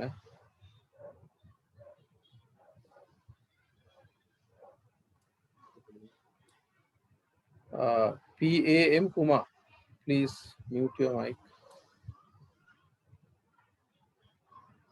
right, ඒ වගේම දැන් ඒ පෞරුෂත්ව මේ හැම විෂයක්ම කෙටියෙන් කතා කරන්න. මේවා මහා පරිමාණයෙන් කතා කළ යුතු ඔයාගේ ජීවිතය වෙනස් කරන්න අවශ්‍ය කරන ආකාරයේ ප්‍රසන්ටේෂන් ඉදිරියේ තියෙනවා. මූලික හැඳින්වීම් ටිකක් කරන්නේ අපි කරන විෂයන් 20 විෂයන් කීපයක් විතරයි. වගේම අධ්‍යාපනය ගත්තාම අපිට අධ්‍යාපනය සම්බන්ධ ප්‍රබල ජාතික සලස්මක් ඇති වෙලා නැහැ. එතකොට ඒක අපි ගොඩ නැගිය යුතුයි. මොකද මේ රටකට ප්‍රබලම සාධකයක් තමයි අධ්‍යාපනය. අපි දැන් බලන්න ඕනේ වෙළඳපොළ මුල් කරගත් ආර්ථික ක්‍රමය සහ මධ්‍යගත සැලසුම් කරණය පදනම් කරගත් ආර්ථික ක්‍රමවේද පිළිබඳ විවාදාත්මක තත්ත්වයක් ලෝකේ තියෙනවා. අපේ රටේ තියෙනවා. ඒ නිසා වැඩි මිනිස්සු පිරිසකට දැන් උදාහරණයක් ගත්තාම දැන් පොඩි කඩ ටික ඔක්කොම වැහිලා මුදලාලිලා 4 දෙනෙක් 5 දෙනෙක් කුට්සිටි පවත්වන අය ඉදිරියට ඇවිල්ලා තියෙනවා. දැන් මේකෙන් යම් පිරිසක් රැකියා කරාට විශාල පිරිසකට ප්‍රතිලාභ ලැබෙන ක්‍රමයක් වෙන්නේ නැහැ මේ වෙළඳ ව්‍යුහය. ඒ නිසා ලෝකේ දැන් මේ දුප්පත් සාමාන්‍යයෙන් අරගල කරන රටවල් යෝජනා කරනවා සමුපකාර ක්‍රමවේදයකට මේවා ආර්ථිකය සහ එවැනි ආයතන ප්‍රතිව්‍යුහගත වීම පිළිබඳව. එතකොට ඒ ක්‍රම මොනවද? අපි ඒ ක්‍රම අත්හදා බලන්න පුළුවන්ද? පයිලට් ප්‍රොජෙක්ට්ස් හැටියට එකපාරට මේවා ගෙඩි පිටින් වෙනස් කරන්න බෑ. එහෙනම් ඒවා කරන ක්‍රමවේද එහෙම බලපෑම් කරන්න. මොකද අපි දැන් අපි කියනවා අපි සමහරලාට අපි මිනිස්සෙක් විදේශපාලනේ ඉන්න මිනිස්සෙට බයිනවා. මේ වගේ මිනිස්සු කාලකන්නින් මේ අරිනවනේ කියන. අපි මේ මිනිස්සුන්ට බැලලා වැඩක් නැහැ. හේතුව මේ මිනිස්සු යවලා තියෙන්නේ අපිමනේ. එහෙනම් අපි කරන්න ඕනේ ජන විඥානය අවදි කරගන්න. අපි 10 දෙනෙක්වත් කතා විවි ඉගෙනගෙන දියුණු මිනිසුන් බවට පත් වෙන එක. එවැනි ෆෝරම් ඇතුලේ අපි ඉන්නේ. එහෙම දියුණු මිනිස්සු කොටසක් ගොඩ නැගුණොත් අර අපිව පරිපාලනය කරන ඒ ව්‍යුහයට යන්නෙත් අර චින්තනයේ මත පදනම් වෙලා තේරෙන මිනිස්සු. ඒ නිසා උඩ වෙනස් කරන්න බෑ යට වෙනස් නොකර. ඒ නිසා මේ වෙළඳපොළ දැන් අනිත් එක තමයි ලෝකේ දැන් අපි කියනවා හොඳ මේ ආර්ථිකය ඇමරිකාව යුරෝපයේ යෝගේ දියුණු රටවල වල ආර්ථිකය අද ඒක ප්‍රශ්න වෙනවා. යුරෝපයේ මොනතරම් යුරෝ එකක් ඇමරිකන් ඩොලර් එක උඩ තිබ්බත් කොච්චර මේ ආර්ථික සංචිත ප්‍රමාණයක් තිබුණත් අද කොච්චර හයිය තිබුණත් දැන් චීනය ඇතුළු ආසියාවට ලෝකයේ ආර්ථික යාන්ත්‍රණය සංක්‍රමණය වෙමින් තියෙන මොහොතක අපි. ඒ වගේම දියුණුයි කියලා අපි කතා කරපු ඒ යුරෝපීය ආර්ථිකය ඉතාම ප්‍රබල විදිහට තාම දියුණු විදිහට ප්‍රශ්න කෙරෙනවා. එහෙනම් මේ බටහිර ආර්ථික මොඩලය අපිට අදාළ කරගෙන දියුණු වෙන්න බෑ. මොකද දැන් ඇමරිකාව ආර්ථිකය ගත්තාම ලොකුම ආර්ථික ප්‍රශ්න තියෙන්නේ ඒගොල්ලන්ට. ඒකට ඒ රටේ ගොඩක් මිනිස්සුන් අසහනය ප්‍රශ්න ගොඩක් වැඩි නීතිය ඇතුලේ තමයි බොහෝ දේවල් ඔය හිර කරගෙන ඉන්නේ. දැන් අපි සිංගප්පූරුවට ගියාම අපි කියනවා කුණු කැලලක්වත් නැහැ කියලා නෑ. විශාල දඩයක් ගහනවා කුණු ටිකක් සිගරට් ෆිල්ටරයක් දැකලා කැමරාවෙන් රෙකෝඩ් වුණා නම් ඒ වෙලෙම ඒක අහුවෙනවා. යෝගේ නීතිය ඇතුළේ මිනිස්සු හිර කරලා යන්ත්‍ර කරලා තියනවට වැඩිය වඩා දියුණු සංස්කෘතික මිනිස්සුන්ගේ මානව නිදහස අගයන මිනිස්සු අවබෝධයෙන් යහපත් තැනකට ක්‍රියාත්මක වෙන පසුබිමක් අපිට අපේ සංස්කෘතිය ඇතුළේ ගොඩනගන්න පුළුවන්. ඒකට යම්කිසි උත්සාහයක් මේ සමූපකාර ක්‍රියාවලිය අලුත් ක්‍රමවේදයකින් නව තාක්ෂණයත් එක්ක පණ ගන්නවන්න අපිට යන්න පුළුවන්. ඒවා අධ්‍යාපන ප්‍රතිසංස්කරණ තුළ ලබා ගත යුතුයි කියන අදහස් තමයි විද්වතුන් අතර තියෙන්නේ. සමස්ත පද්ධතියේ ගුණාත්මක වෙනස සඳහා ප්‍රායෝගික ක්‍රියාකාරකම්. දැන් අපි සේවා සහ නිෂ්පාදන ආර්ථිකයේ ප්‍රතිශතයක් ලෙස අපි නිර්ණායක ගොඩනගාගෙන හඳුනගෙන නැහැ. ඒ කියන්නේ සේවා සපයන මානව සම්පත කොච්චරද? නිෂ්පාදන ක්‍රියාවලිය තුළ මිනිස්සු කොච්චරද කියලා එහෙම හඳුනගත්ත අධ්‍යාපනයක් අපිට නැහැ. දැන් සරල උදාහරණයකින් කියනවා නම් ගත්තාම දැන් මේ දඹුල්ලේ වට්ටක්ක කාලේට වට්ටක්ක කුණු වෙලා විසි කරනවා. තක්කලි දෙහි කුණු වෙලා විසි කරනවා. ඒ කියන්නේ අපිට කෘෂිකර්ම සැලැස්මක් නැහැ රටට අවශ්‍ය කරන එක අවශ්‍යතාවයේ මත දිනු කරන්න. හැමෝම වට්ටක්ක නම් වට්ටක්කම හිටුවා. හැබැයි කරුමේ කියලා කියන්නේ පැපොල් ඇටේ ඉඳන් අපි රටින් ගියේ. දැන් ලෝකේ හොඳම පැපොල් අපේ රටේ තිබුණා. ලෝකේ හොඳම දොඩම් අපිට තිබුණා. දැන් ලක්ෂ 5මාරක් 6ක් දීලා පැපොල් බීජ කිලෝ එකක් අපි රටින් ගේනවා. එතකොට හැම එකක්ම රාබු, ගෝවා, මිරිස් ඔක්කොම බීජ ටික අපි ගේනවා. අපේ බීජ ඔක්කොම විනාශ කරගෙන. අර තෙල් පොහොර වලට ගැලපෙන බීජ දැන් ගේන්න පටන් ගන්න තියෙනවා. මේ විශාල ජාවාරමක් හැම එකක් ඇතුළෙම තියෙනවා. මේක එක ශේෂ්ත්‍රයක් කියලා නෑ. දැන් අපි හිතනවා වෛද්‍යවරුගේ ශේෂ්ත්‍රය හොඳයි කියලා. එහෙම එකක් නෑ. අපේ රටට අවශ්‍ය ඖෂධ වර්ග 4000ක් 6000ක් වෙනවා. තේරුමක් නැති ඖෂධ අපිට අවිලා තියෙනවා. ඒ කොහොමද එන්නේ? ඔබටයි මටයි නිර්දේශ කළා නෙවෙයි ඒ ඖෂධ රට තුලට එන්නේ. උගත් මිනිස්සු මේවා නිර්දේශ කරන්නේ. වෛද්‍යවරු. ඒතර මේ වගේ අපි මේ ලොකු ලයිට් බිලක් ගෙවන්නේ ඇත්තටම ඉංජිනේරුවරුන්ගේ තියෙන මාෆියාවක් නිසා. ඒ වගේ අපේ ජීවිතේ සාමාන්‍ය අහිංසක මිනිස්සුන්ගේ ජීවිත ගොඩාක් දුක්බර වෙලා තියෙන්නේ උගත් මිනිස්සුන්ගේ තියෙන ප්‍රාථමික තත්ත්වයන් මත. එතකොට අපි නිදහස් අධ්‍යාපනය තුල අපිට පුළුවන් වෙලා නැහැ සමහර පැති නිවැරදි කරගන්න. අපි නිදහස් අධ්‍යාපනය ඇතුලේ ඒ අධ්‍යාපනය විධිමත් කරගෙන හරි තැනකට ගෙනල්ලක් නැහැ.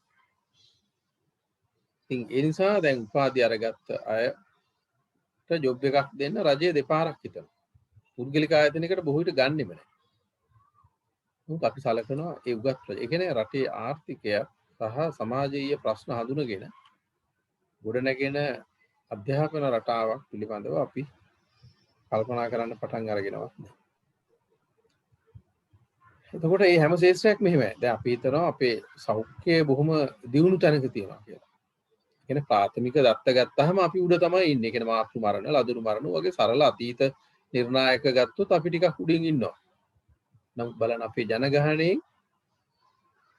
ජනගහණයෙන් පහෙන් එකක් බෝ නොවන ලෙඩ රෝග වලින් පෙරෙනවා අවමාසය. ඊට වඩා වැඩි.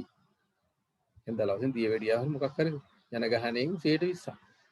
වැඩි ප්‍රතිශතයක් ලෙඩු. මොකද අපි කියන අපේ සෞඛ්‍ය හොඳයි කියලා. ඉතින් එහෙම එකක් නෑ. අපේ සෞඛ්‍ය මාතෘ මරණ ලදරු මරණ අඩු වෙලා තියෙන්නේ මේ වින්දපු කාන්තාවන් මිඩ්වයිෆ්ලා ওই ගම් පළාත් වලට ගිහිල්ලා අඩු වයසෙන් විවාහ වෙන අය නූගත් පවුල් වලට උපදේශන ලබා දීලා මොහරි ඒවා ඒ අම්මලා දරුවෝ රැකගෙන තියෙනවා. ඒ වගේ සරල ක්‍රියාවලියක් ඇතුලේ යම් යම් ප්‍රාථමික නිර්ණායක මත අපි කතා කරාට අපේ සෞඛ්‍යය එහෙම හරිම තැනක නැහැ. එතන ලොකු ගැටලු රාශියක් තියෙනවා. මේ විවේචනය කරනවට වැඩිය අපි දැන් මේවා අවබෝධයෙන් හොයලා අපි ඒවා නිවැරදි කරගන්න රටක් ගොඩනගන්න දැනුවත් ප්‍රජාවක් හදාගත යුතු වෙනවා. ඒතකොට ඒ සඳහා තමයි අපි මෙවැනි ෆෝරම් එකක් ගොඩනගන්නේ. ඒක එක ශේෂ්ත්‍රයකට අදාළ නැහැ. මේ සෑම ශේෂ්ත්‍රයකම. ඒ වගේ දැන් අපේ රටට අපි ඉස්සෙල්ලා කතා කරේ අධ්‍යාපනය ඇතුළේ සේවා සපයන එකය සහ නිෂ්පාදන ආර්ථිකයට ප්‍රතිශතයක් ලෙස මානව සම්පත හඳුනාගෙන ඒ අනුව ගොඩනගාගත්ත අධ්‍යාපනයක් අපිට නැහැ. දැන් අපි දන්නේ අපිට කොච්චර ડોක්ටර්ස්ලා ඕනේද, කළමනාකරු ඕනේද. එතකොට ඒ ශේෂ්ත්‍ර වලින් හිර කරගන්නවා. ඒගොල්ලන් දැන් බලපෑමක් කරන්න පුළුවන් UN එකක් මේ යුනියන් එකක් හැටියට වෛද්‍යවරුන්ගේ සංගමයේ බලපෑම් කරලා ඒගොල්ලන්ගේ දේවල් පාලනය කරගෙන ඉන්නවා. අනිත් ඒවා එහෙම ප්‍රබල නැති නිසා ඒවා ඔහේ එක එක විදිහට ගොඩ නැගෙනවා. එතකොට දැන් රාජ්‍ය ආරක්ෂා බුද්ධ්‍යංශ ජාතිකත්වය පිළිබඳ විෂයන් අධ්‍යාපනය ඇතුළට ප්‍රබලව ඇවිල්ලා නැහැ. ඒ නිසා අපිට යම් යම් ජාතික ආරක්ෂාව පිළිබඳ ගැටලු ඇති වුණා මෑතකදී. ශ්‍රී ලංකාවේ බහුමුඛ පිහිටීම දැන් අපිට මේ භූගෝලීය වශයෙන් අපිට තියෙන පිහිටීම දියුණු ආර්ථිකයක් ගොඩනගා ගන්න පාවිච්චි කරන්න පුළුවන් තැනක අපි ඉන්නේ. එතකොට ඒක සාපේක්ෂ නිරපේක්ෂ වාසියත් කරගන්න ආකාරය පිළිබඳව අපි ලෝක දේශපාලනය ඇතුලේ නැත්නම් ඒ ආර්ථිකයේ දේශීය භූමිකාව ඒ විදිහට අපි ගලපගෙන නැහැ. මේ වගේ ප්‍රශ්න වලක් අපිට තියෙනවා. එතකොට මේවා අපි දැනුවත් වෙලා සමාජයේ දැනුවත් කරමින් නිතරම අපේ රටක් ජාතියක් හැටියට අවදි වෙන ක්‍රියාවලියකට යන්න මේ නායකත්වයේ මඟ පෙන්වීමක් කිරීම තමයි මේ සංසදයේ මේ ෆෝරම් එකේ මේ ස්ටේජ් එකේ අරමුණ. සංචාරක කර්මාන්තය අද අපිට ප්‍රවර්ධනය කරන්න බෑ. නමුත් ඇත්තටම 2015 ගත්තොත් මට මතකයි මේ මැලේසියා මිලියන 20ක් සංචාරකයෝ ඇවිල්ලා තිබුණා. ඔබ දන්නවා මැලේසියාව කියලා කියන්නේ සතියක් ඇතුළත බලන්න දෙයක් නෑ. මුළු රටේම ඇවිද්දත් ඇති දෙයක් නැති ගාන. නමුත් අපේ රට ගත්තාම අවුරුද්දක් බලන්න දේවල් තියෙනවා. අපිට මිලියන 2ක් විදේශිකව ආකර්ෂණය කරගන්න බැරි වෙලා තියෙනවා. දැන් මේ මම කියන්නේ මේ අද පවතින ලෝක තත්ත්වය ඇතුලේ නෙවෙයි 2015. ඒතර අපි මේ සංචාරක කර්මාන්තේ විතරක් හරි තැනකට ගෙනාවනම් අපිට අපේ රට මේ වගේ දුක් සහිත තැනක තියෙන්න අවශ්‍ය නැහැ. කියන්නේ එක විදේශිකයෙක් ඩොලර් 5000ක් වියදම් කරනවා දවසේ. ඒතර අපි මිලියන 5-10ක් ගෙනාවනම් අපේ රටේ ගොඩක් ප්‍රශ්න විසඳ ගන්න පුළුවන් එක කර්මාන්තයක් ඇතුලේ. මේ වගේ මේ රට පහසු තැනකට ගේන්න පුළුවන් ඉතාම සරල ඒව යම් තැනකට ගේන්න සංකීර්ණ ක්‍රියාවලියක්. නමුත් අපි එවැනි ක්‍රියාවලීන් වලට ප්‍රතිපත්ති මේ තීන්දුව අරගෙන තියෙනවද? ඒව පිළිබඳ අපි ජන විඥානයේ සමාජයේ අවබෝධයක් ඇති කරගෙන තියෙනවා. ඔයගේ මිනිස්සුන්ට දැන් උදාහරණයක් දැන් විශ්වවිද්‍යාලයේ පස්සේ ජොබ් එකකට ගියොත් ඉගෙන ගන්න බෑ. එහෙම වෙන්න බෑ. මුළු ජීවිත කාලෙම වෘත්තීයම වශයෙන් ඉදිරියට යන්න ඉගෙන ගන්න අවස්ථා රාජ්‍ය හා පුද්ගලික අංශයේ තියෙනවා. කියන්නේ මිනිස්සු ඉගෙන ගන්න ගමන් දියුණු වෙන්න learn and grow කියන concept එක රට තල්ලු කරන්න. ඒක ඒ නිවාඩු අරන් වෙන එකක් කරන්න නෙවෙයි. එතකොට අනිවාර්යයෙන්ම මේ ඉගෙන ගන්න කියන්නේ ඩිප්ලෝමා ඩිග්‍රී කියන්නේ ඕපන් යුනිවර්සිටි කියන සංකල්පය ගොඩක් පළල් වෙන්න ඕනේ අපේ රටේ. කියන්නේ පිළිගත් විශ්වවිද්‍යාල පද්ධතියට ඇතුළත් වෙන්න බැරි අයට යන්න පුළුවන් අවකාශය වැඩි කරන්න ඕනේ.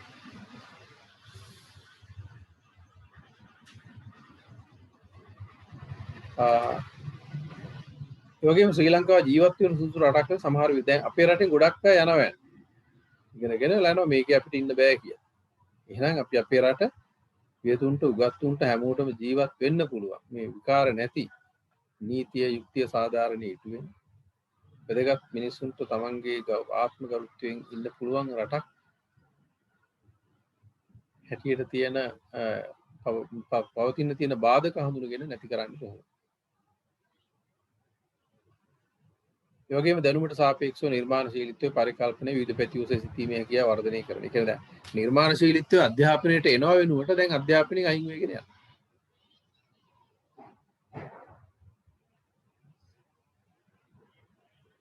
right එතකොට දැන් ඒ අපි එක පැත්තක් ඔය තමයි ඔය මම කතා කරේ තවත් උදාහරණ ගත්තොත්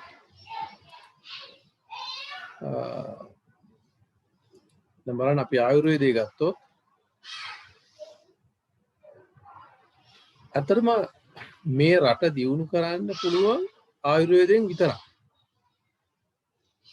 එච්චරට ඒ කියන්නේ මේක science of life ආයුර්වේදය කියන්නේ. right එතකොට ආයුර්වේදය is the most ancient and renowned system of medicine in India. It is more than 5,000 years old system, but yet has the potential to cure many diseases in an efficient manner. තාමත් බොහොම දියුණු විදිහට ලෙඩ රෝග මේක අපි දියුණු කරේ නැහැ. තාමත් නිකන් මේ ඒවා ඒ කියන්නේ දේශීය ඉන්ඩිජිනස් මෙඩිසින් කියන එක මේ දේශීය ආයුර්වේදය ඒ මූලික හරපද්ධතියෙන් රැකගෙන දියුණු තලයකට ගේන්න පුළුවන්.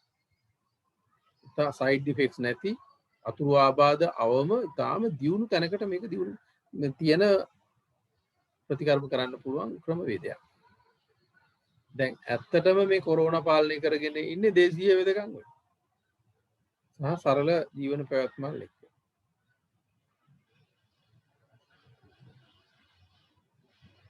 ආයුර් කියන්නේ ලයිෆ්, වේද කියන්නේ දැනුම. අතරම ආයුර්වේදය කියන්නේ මේ ජීවිතය පිළිබඳ දැනුම. තමන්ගේ ලයිෆ් එකේ කායික මානසික කම්පොසිෂන් එක ඒක පිළිබඳ විද්‍යාත්මක අවබෝධය. ස්වභාව දහමට අනුකූලව. තුර මේක පටන් ගත්ත හැටි මම මෙලුකුවට කතා කරන්න යන්නේ නැහැ. මම කෙලිම කියන්නම් බලන්න. අෂ්ටාංග ආයුර්වේද. කාය චිකිත්ස සල්ල චිකිත්ස කියලා ඒ වගේ බැලුවාම medicine surgery ENT treatment pediatric treatment treatment related genetics treatment with chemicals treatment with rejuvenation and aphrodisiac ඒ වගේම toxicology නවීන විද්‍යාවෙන් කරන සියල්ල ඔය බටහිර මාෆියාවෙන් කරන සියල්ල මේක ඇතුලේ දියුණු කරන්න පුළුවන්. මේ ආයුර්වේදය. එතකොට අපිට ලෝකයට ගෙනියන්න තියෙන ප්‍රබලම දෙයක් තමයි ආයුර්වේදය. එතකොට අපි ඒක ඒ මට්ටමින් අපි අඳුනගෙන තියනවද එහෙම ගිහිල්ලා තියනවද? එතකොට මේක ගත්තාම ඔය මේක දිගට කතා කරන්න පුළුවන් විෂයක්. නමුත් මම දැන් මේ නිකන් දාලා අදහසක් ගන්න ගත්තේ මේකේ ආයුර්වේදය ගැන ප්‍රසන්ටේෂන් එකක් කරන්න මම බලාපොරොත්තු වෙන්නේ නැහැ. ඉතින් මම මේ කිව්වේ මේ වගේ ප්‍රබල විෂයන් තියෙනවා අපිට මේ අපේ රට ගොඩනගන්න දියුණු කරන්න පුළුවන්. දැන් අපි ඒ පැත්ත ගැන අපි එච්චර යොමු වෙලා නැහැ. ඊළඟට දැන් අපි තව පැත්තකට ගියොත් දැන් අපේ රට අපි අතීත ශ්‍රී විභූතියක් ගැන කතා කරනවා. දැන් මේ සමාධි පිළිමේ ගත්තාම බලන්න ඒකේ ඊටාම දියුණු තත්ත්වයක්.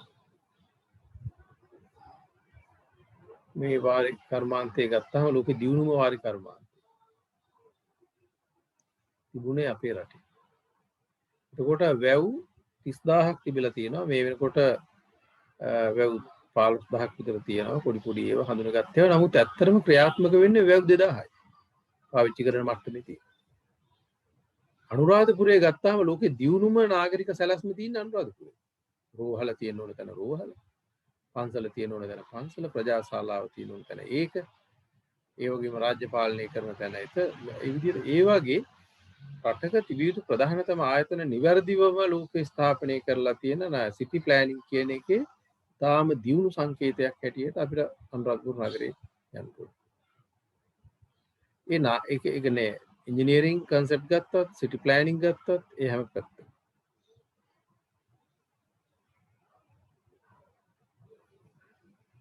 එතකොට මේ තට්ටු ගෙවල් හදන එක ඇත්තටම අපේ රටේ තාම ඉහළ මට්ටමකින් තිබිලා තියෙන ලෝවා මහපාය.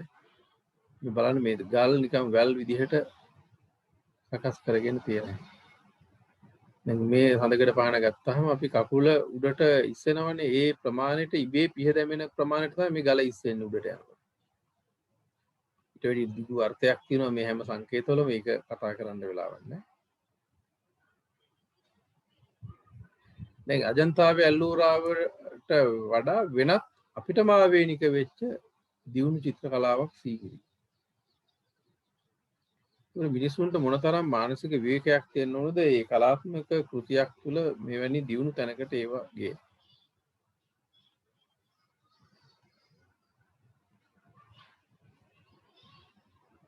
දැන් ඇමරිකාව ලෝකෙ දියුණු රටවල් නිකන් කැලේ টয়ලට් ඇද්දි මේ අපි කොමට් පාවිච්චි කරපු જાතියක්.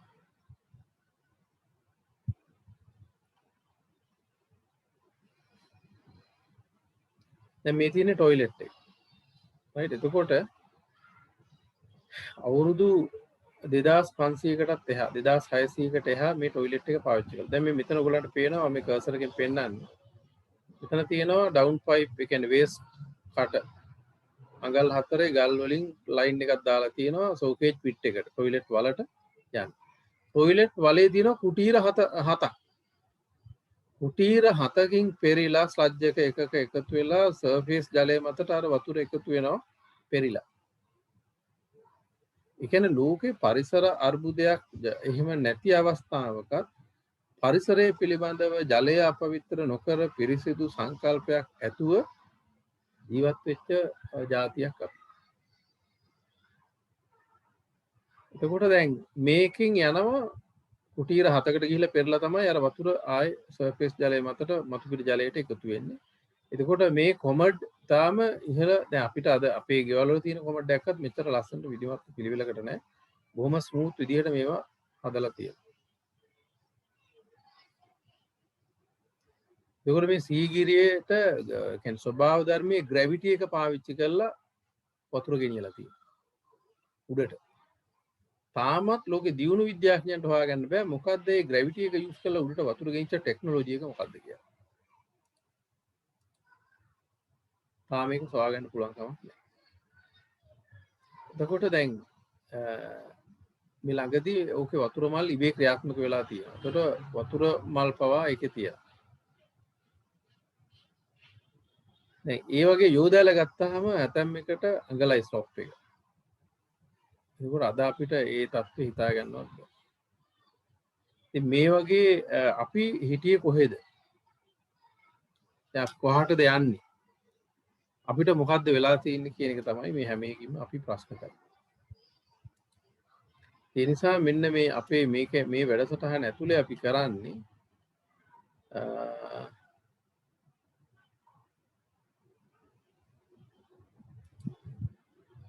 මේ ආකාරයට හැම ශේෂ්ත්‍රයකම මේ දැනුමක් තියෙන හැකියාවක් තියෙන පුද්ගලයන් දියුණු කර ගැනීමට අවශ්‍ය කරන මඟ පෙන්වීම කරන එක.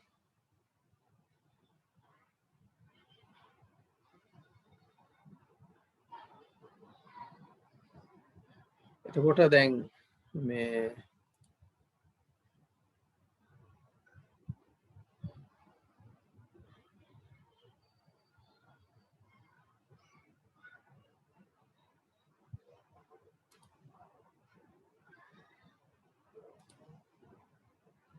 ඇහෙන්නේ නැහැ කියලා කියනවා දැන්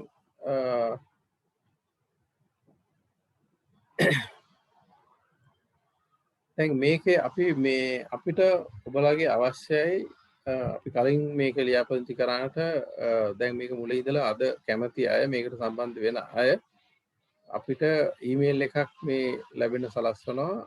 දැන් මගේ දුරකථන අංක මම හිතන්නේ දන්නවා. අවශ්‍යයි ලියා ගන්න note 777 342 568 note 777 342 568